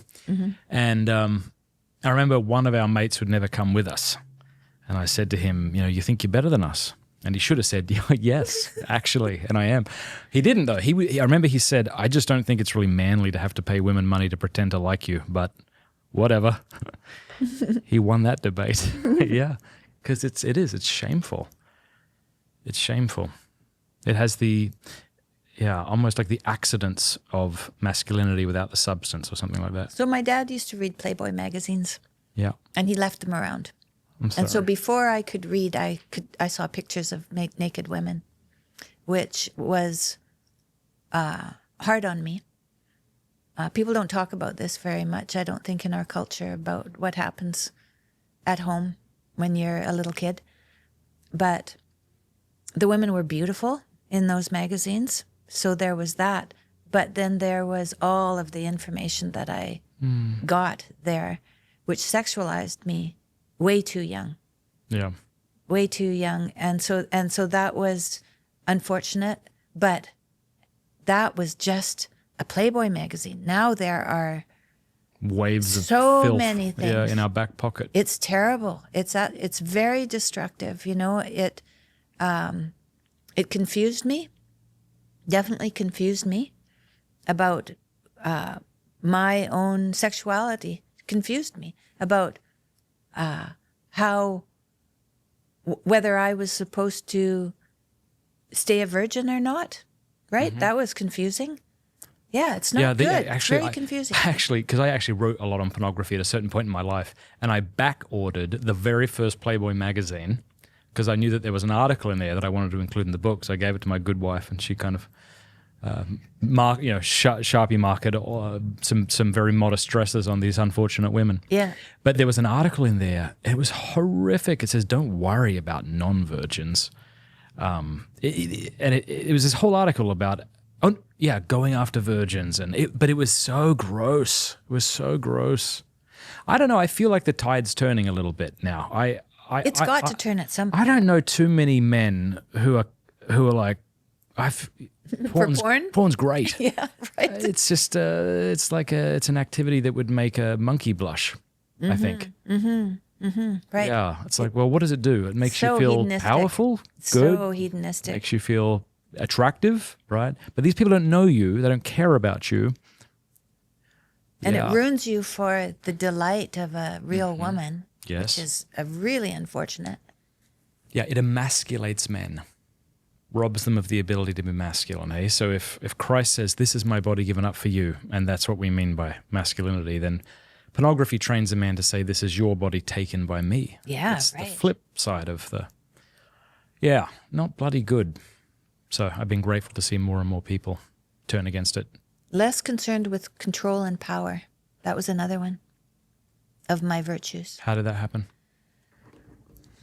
Oh, well, I think that because I had a pretty strong self-will. Mm-hmm. So I pretty much knew who I was and what was right and what was wrong, what was good for me, what was bad for me. Right? I'd made those distinctions myself without any. I mean, I had probably done a lot of meditating on it and listening to my intuition and not knowing that the decisions I was making were from God. But I was I was pretty concerned with other people's behavior and how I had a better story for them than they did. Yeah, that was also not helpful.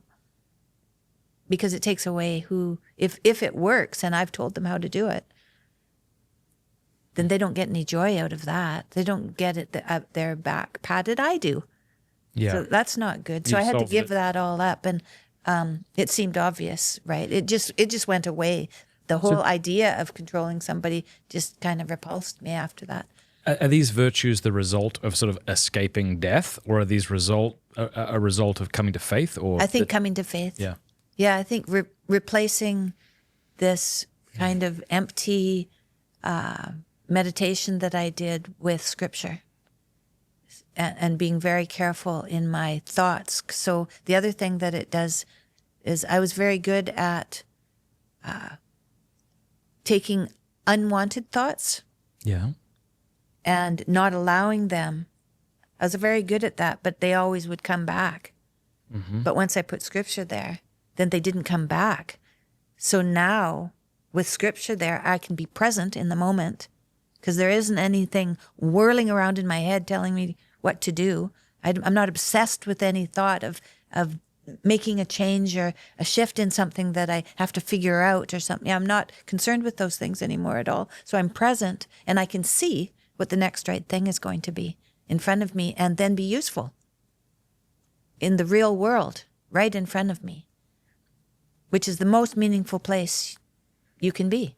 And so that came from giving up control and power. Didn't want it anymore. I found a different way of relating to the world, of what I can do for others. Really is, I didn't know, even though that's one of the 10 Commandments, I just wasn't aware. Just wasn't aware. Didn't want to be aware, I guess. I didn't want to take the time to become aware. Anyway, I had the time.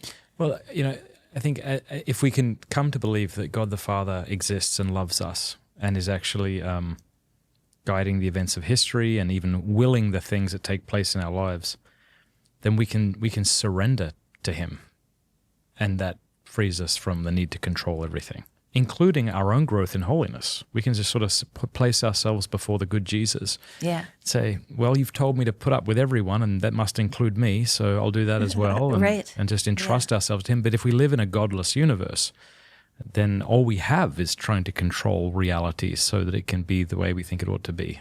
Otherwise, or at least maybe you surrender to other people around you because you trust in their intentions. But the more I can believe that the Father is good and can be trusted, then I can surrender to Him. Yeah. And then things get I had better. a good father. So I could believe that the Heavenly Father was good. I never had any problem with that, thank goodness. I used to do yoga on the living room rug while he was watching TV. Yeah. Just because I was doing yoga all the time, and it never occurred to me that he might even watch me. It never even occurred to me. Oh, dear. Because he was not that kind of man. Yeah. He was a good man. Yeah. I love my kids so much. And my youngest son, Peter Fradd, you'd really like Peter. Mm-hmm. I say to my wife that the only times I get frustrated with Peter is when I realize we're living in two different stories. Like my story is get your socks on and get in the car. Yeah. He's living in the Lord of the Rings. He's hunting squirrels and... We had this example I've used before. He was jumping off our front stoop into where we had just freshly mulched the garden, and I had explicitly told him not to do this. And I'm upstairs and I'm looking out of my window, and he's jumping and kind of flapping his arms. And thankfully I didn't get upset with him. I said, "Buddy, what are you doing?" And then I realized he had found an injured bird, and he had it next to him, and he was teaching it how to fly. Oh, That's so the cute. that's the best story I've ever heard, But that's what I think when I start to get frustrated with him. I'm like, okay, he's in a different story. His story doesn't make sense to my stupid story. It's way better. What's he doing? And if I can get inside of his head, I realize, oh, that's beautiful. It's lovely. I never wanted my kids to know what hurry meant. Because kids don't know what hurry means. They have no reason to hurry. They don't get it. And I think, let's just keep that going as long as we can. So I think you said to our Lord, I heard this in a video, you can tell me what you said, that if you were healed, you would begin to speak, that you would take more of a role in Jordan's lectures and things like that. So I just said I'd speak publicly. I said, if you see it in your heart to have me live again, I promise I'll speak publicly. So I was admitting that I was really not doing my duty and taking on my responsibility properly. I knew somewhere inside me that I was... But it didn't come around that way, because when we went back on tour, Michaela was opening for Jordan, and I was still sitting in the audience. But then Michaela had a baby, and she said to her dad, "This is real fun and everything, but I have a baby and I need to go home." And so then he turned around and looked at me and said, "Well, do you want to get up on stage?" And I had never been on stage, but I had this prayer that I had said. I promised that I would speak publicly, so I had to say yes. So that's what happened. So I had really nothing to say that was already ready. So I had to read a chapter in his book, and then I had to meditate on it and see how it applied to my life. And then I would get up on stage and I'd say, "George's going to talk about, this rule, and this is how it applies to me." And so that's how I started, by telling how it applied to me. And so then I had about 12 stories because there were 12 rules. So then I had about 12 stories. And so then I could start comparing rules. So then my talks, even though they were no longer than that, started to take on a different flavor because I was starting to compare. Maybe I was comparing suffering, with taking on responsibility or, petting your cat or whatever it was that he was talking about. So I'd compare them. And then I would have a little chat with the audience about that. And that was good. Was it difficult at first, or did you just take to it like natural? I had to learn how to do it. And I think it was somewhat stressful, but I never read. I just got up and talked, and I would pray before I got on stage, and I'd say, God, give me courage and strength to say something that might be useful and helpful to some of these people. And I would just get up on stage and talk. So it didn't really matter how much I'd prepared. I wouldn't look at it when I got up on stage. And so whatever I say on stage is only what I know.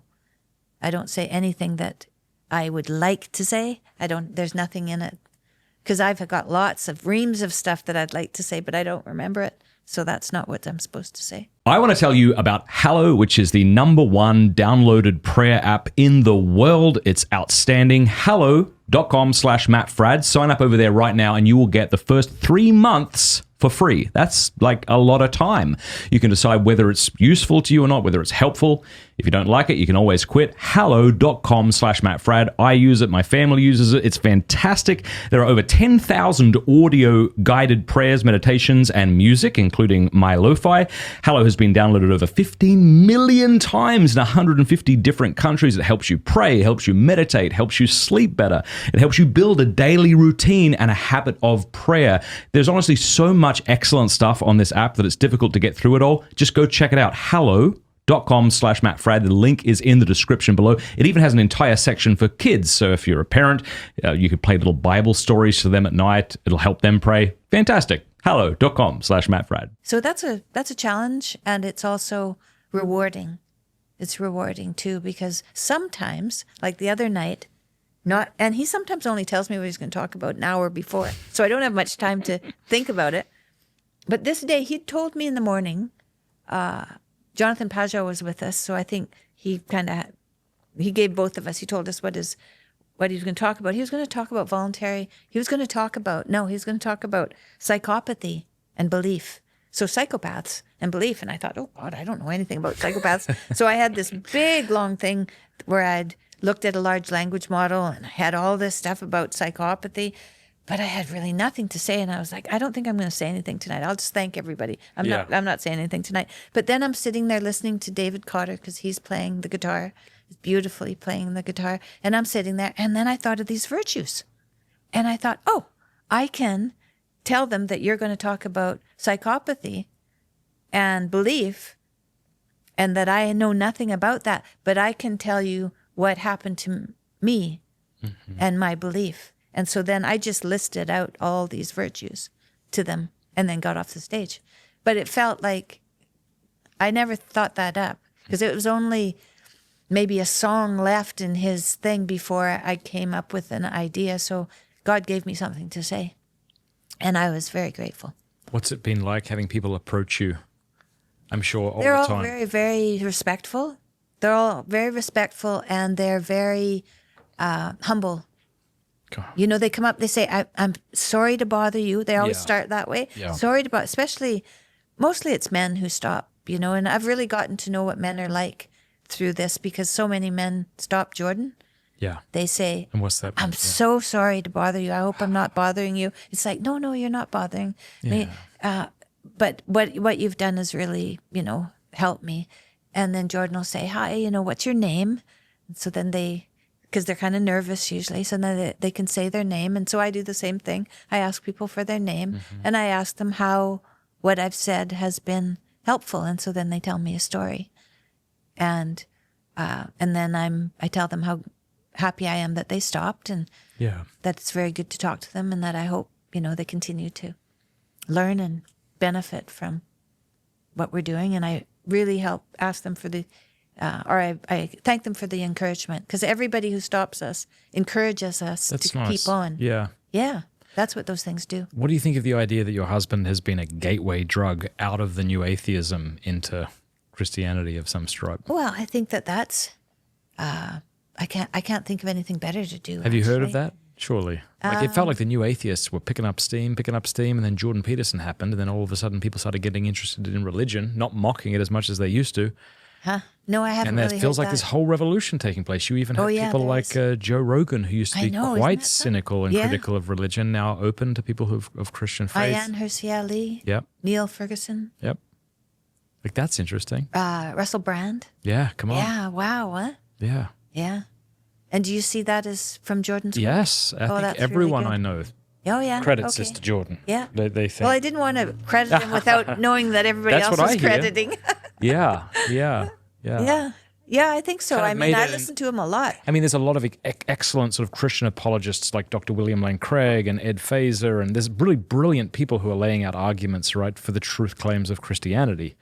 But there was something about Jordan, he was able to kind of get into that space as one of them, that is to Right. say, not like a Yeah. dyed-in-the-wool Christian. Right. And he could sort of show, this isn't ridiculous, and don't laugh at it. And a lot of people go, okay, maybe we went too far, and they started to listen to the scriptures, listen to his lectures, and become increasingly. I think as soon as you become non-hostile towards Christianity, you start drifting towards it. Yes, that's for sure. And the hostility, there is a lot of hostility right now all over the world. So Yeah. that's partly why we're going to Europe and we're going to Australia and we're going Good to on South you. Africa. And Thank we're going, you. Yeah. Yeah. We'll be in Austria for 2 months this year. We're going to go in June. I love Oh, it, yeah. love it. Yeah, Thanks for I going to love it too. Australia. Have you been to Heiligenkreuz? Have we? I don't think so. Oh, you have to go there. We lived in Garming for 6 months in Lower Austria by Salzburg, was it? I don't know. It's like, it's in the Alps. We just spent 6 months there. And Heiligenkreuz is only about half an hour outside of Vienna. oh, yes. Is that monastery? Yeah. Yeah. I heard We stayed that- there for 5 weeks. God bless you. Yeah, we liked it there. Went to mass 5 times a day, I think. That'll do. 5 Yeah. times a day. And we were there over Easter. Yeah. Oh, it was really nice. Yeah. We'd like to go back there. Yeah. And we'd also like to go to St. Michael's Abbey in California. Okay. We've been there. know if I've been We'd there. like to go there for a while, maybe sometime. Yeah. It's a good place to So you- write. Yeah. You're living a pretty hardcore, fun life, traveling around, doing lectures, changing lives. Do you do that for a while and then say, all right, I need like a month just to. Mm-hmm. Yeah. We have the summer. Yeah. We have the summer. That's nice. And we have July, August, September, October, really 4 months. Mm-hmm. And I told Jord, actually, it doesn't really matter what you get invited to do during that 4 months. I'm not going to go. Yeah. I really could use a break. I could have used a break in January. And we got a little bit of a break in January because for some reason, maybe it was just after the election, people weren't buying theater tickets. Okay. And so then our agent got antsy and he moved the shows. And so we kind of got a break in January because he took all the shows that were supposed to be in January and put them in April. But that just means we have to do them all in April. So what does a boring recreational day look like for you?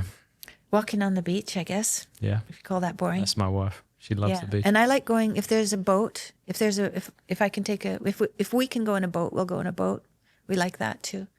And yeah, going in a boat, going for a walk. Those are our activities. We actually went to see Snow White last night, but mostly we wanted just to see what Disney was doing.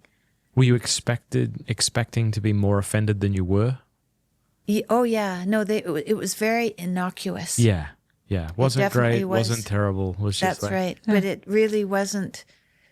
It should be gripping. Yeah. That's a gripping story. There was none of that. No, you didn't want to get anybody in a fluff, Yeah. right? Didn't want to scare the little kids or anything, or even make men feel good about themselves. There wasn't any of that. Yeah. I have asked some of my local members if they have questions for you. Would you okay. mind if I No, threw them I at don't you? mind. I'm sure you're used to that, being up on stage. I love seeing the two of you together on stage, by the way. That's like my thank favorite you. thing, when you're kind of reading the questions, but then you're commenting on them as well. And That together. that took us by surprise. Yeah, thank you for being a beautiful witness to marriage. Even just that there, like two people who can still stand each other. and don't hate each other. We That's love each nice. other. We're Yeah. best friends. Yeah, We have a good time together. praise God. That's for sure. Daniel S. says, who is the Blessed Mother to you and why? Who is the Blessed Mother to me? Oh, my goodness. Mother Mary, she sustains me when I have doubts, and when I'm I'm in a bad way. I didn't know that I was always praying to her, but now I do know. I didn't know that praying to my mother was the best, was Mary, the best of my mother. Any kind of female, looking for any kind of female help, that's Mother Mary. And so for some reason, she is important to me and was given to me. I don't know how that happened. That was a gift for sure, because I was not taught that in any way, shape, or form. So I pray the rosary. I get up in the morning, and pretty quickly I go out on the porch and I pray the rosary. And what do I do when I'm out there? Oh, if there's anything, that I've been mulling over or trying to understand, or worrying about or afraid of, I can take that to prayer, to the rosary, to Mother Mary. And usually if I'm afraid of something, I pray for that person. I just pray for that person through the rosary every day. And that helps to lift my fear from whatever preoccupation I have.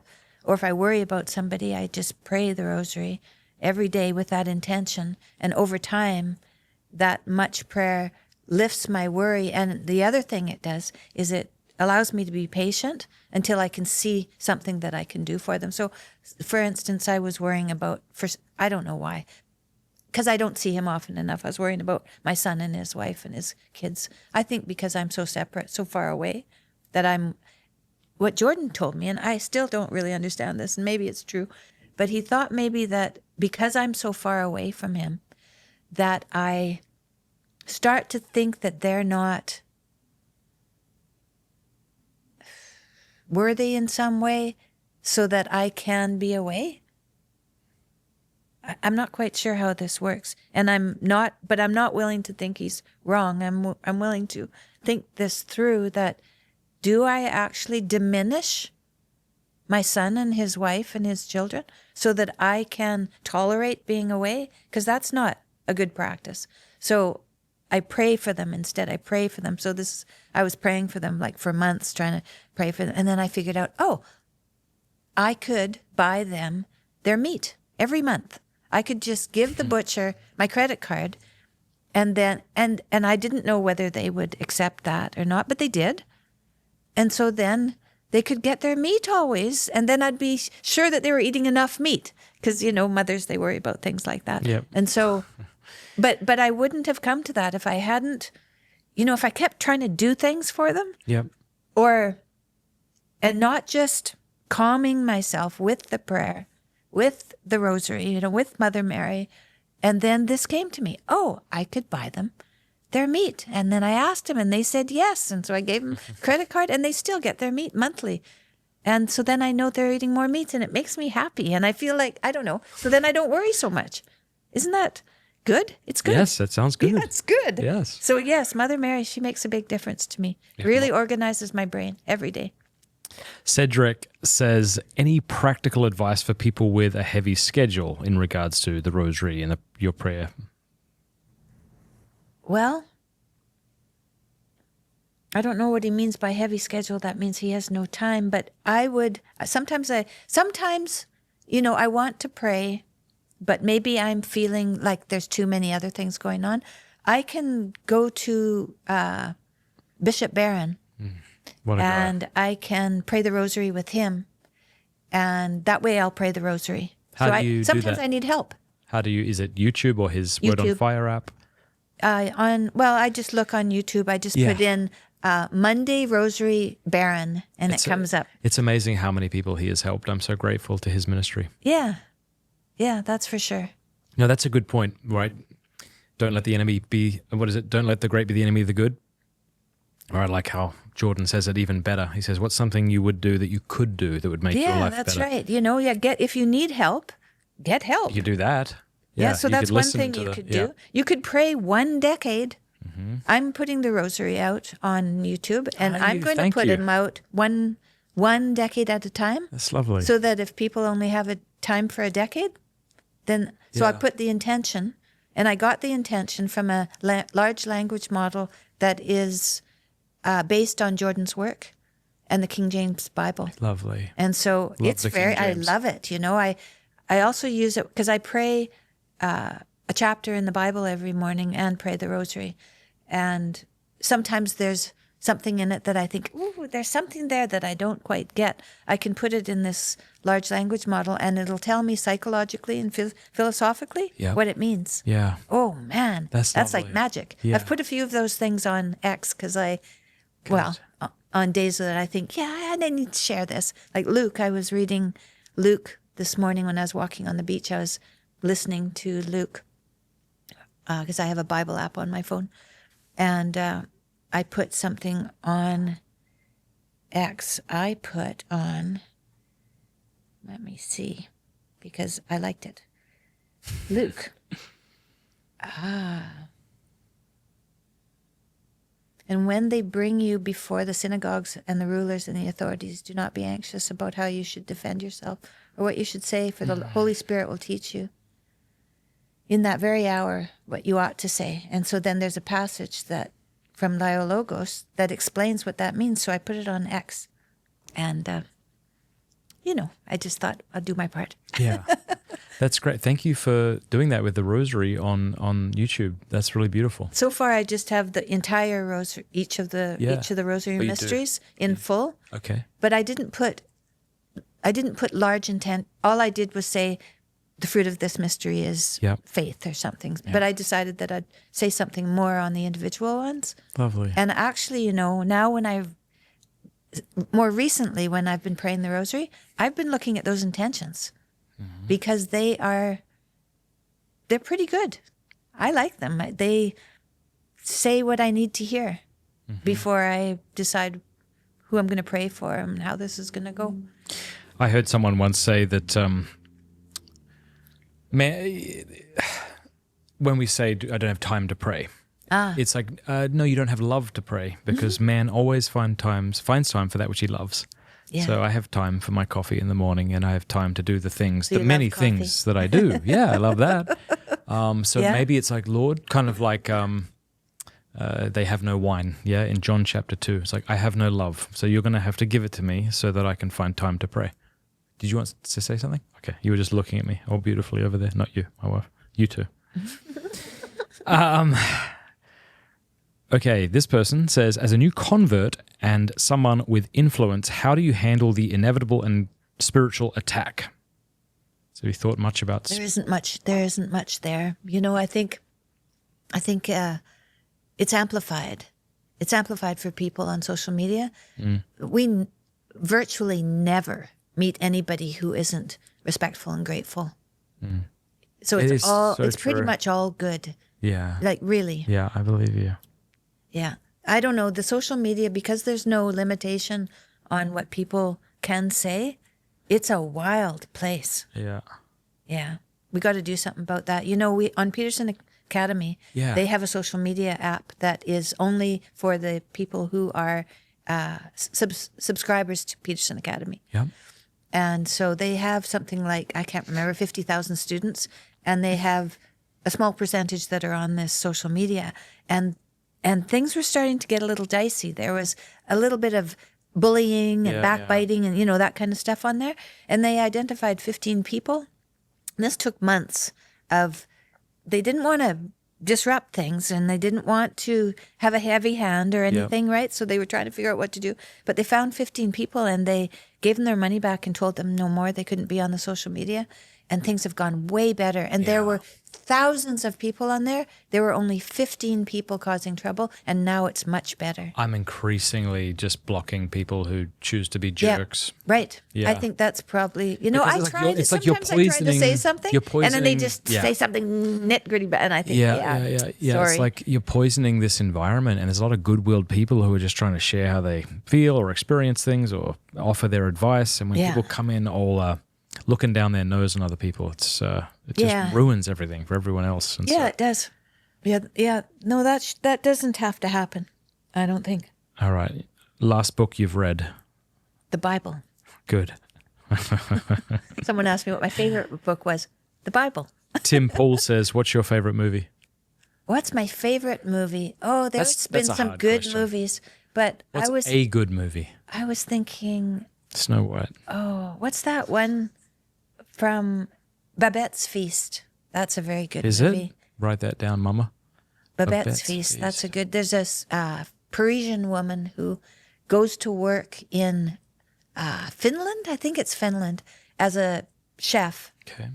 And they're all very pious, right? They're very pious and very regimented and nothing extra, you know, like minimalist and everything. And she comes in and she wants to have a good feast, Okay. a good feast. And so it's a very good movie. It's a very good movie. We'll have to watch it. Mm-hmm. Thank you for taking the time to come here. My pleasure. I dislike travel immensely. So how do I travel? How do you How travel? do I travel? Well, first of all, Are y'all, we negotiate. who's we? Jordan and I, we All right. negotiate how much I'm going to travel. Yeah. I say yes to what I'm willing to do. And if he has things that he has to do, I don't have to go along. I can if I want, but I don't if I don't want. What does your routine look like? Because We have our own hotel rooms. That was God too, right? I went home from the tour when Jordan wasn't feeling well because I couldn't figure out what was wrong with him. And we were in Detroit, really close to Toronto. And I just said, I'm going home. I'd like to be here, but I just can't understand what's going on. It's making me very uncomfortable because you're so sick and I don't know what to do about it. So I went home and I was in my house and I said kind of to myself, but it was a prayer, I want to go. I love to be with him and I want to go, but I don't know what to do. What do I do? And I heard, get your own hotel room. And I thought, oh, he'd be angry if I got my own hotel room. Wouldn't he be angry? So I called my friend and a friend I trust. And I said, when I prayed, I heard, get your own hotel room. She said, good idea. Do that. So I called our secretary and I said, book all my own rooms. And I went back and we didn't have a show. We were together that night, watched a movie or something. And then I said, okay, good night. And he goes, what do you mean good night? We don't have a show. I said, I have my own room. And he was like, what does this mean? You know, what does this mean? But he trusted me and he put up with it for a while. And then we've both realized that I wasn't doing my podcast. We were in one room together. He was doing his podcast and I was sitting over at the side. And I had just decided to start a podcast and I wasn't doing it. And that was probably part of my frustration is that I wasn't doing what I said I would do. I was doing yoga like in the bath or Pilates in the bathroom on the porcelain floor. It was ridiculous. We were trying to share this little room while we were on tour. We were living on the road. There wasn't enough space there. There wasn't enough space. So I got my own hotel room. That way, when I finish the evening, I go to bed and he comes later because he has a meet and greet. So he's another hour. And when he gets home, he's kind of revved up because he's been speaking to people all night. So he doesn't have to like tiptoe around because his wife is sleeping. So he gets to be comfortable in his room and have his bathroom to himself. And we like that anyway because we're fairly private, both of us. And so then I have my room, he has his room. And when we want to be together, we have to ask. It isn't just your wife gets into bed and you're in bed and you think, are we going to make love? All of a sudden, there's this moment of wondering, is she too tired or is she interested in me? Yeah. But if you have different rooms, then you say, tonight I'm tired. Well, tomorrow we don't have a show. Yeah, that'd be a good night. Okay, then you've negotiated it to a sense of play. And then you make sure that you prepare yourself in the day so you're not too tired. And then you have a date. And and then you say goodnight. And then he goes back to his room and I go to my room, and it's good. And so how do we travel? We have our own hotel rooms, and we also have our own rooms at home now too, because it's just, I don't know, especially when you're older and you're spending so much time together, how much time can you spend together? Really? Really? Like, really? He's great, but He's great, but how great? yeah. Jordan's series on, and we can wrap up here, but his series on marriage was excellent. I didn't watch it. Why? I don't know. I should watch it. Yeah, you can't watch everything he does. There's a lot. No, there's a but lot that out is, there. I could watch that. My wife and I watched it. And we really appreciated it. Oh, yeah. Oh, it was that's very good. honest. It was like, Yeah. oh, thank God. What I said earlier about like, what if you were just honest with each other and told each other what you Yeah. needed? Well, we Maybe that have would be really helpful. negotiated everything since we were married. And sometimes, when the first year we were married, we fought. Every fight was 3 days long, and we fought every week for a whole year. an exhausting year. Yeah, it was an exhausting year. But we fought until we understood what was going on, and then negotiated about it and came to an understanding, and then we never fought about that anymore. And so we've gotten through all our fights. Yeah. We still have to negotiate, but we just don't have any trouble anymore at all. We've been married now, 36 years or something? I got an idea for you. What? Date night with the Petersons, where you go sit on a stage, everyone comes in, brings a glass of wine, sits around, and y'all just talk about the beauty of marriage and that'd be sex fun, and yeah. friendship. And Yeah, that'd be fun. that sounds good. You never know. Yeah. Thanks very much for coming on. My pleasure.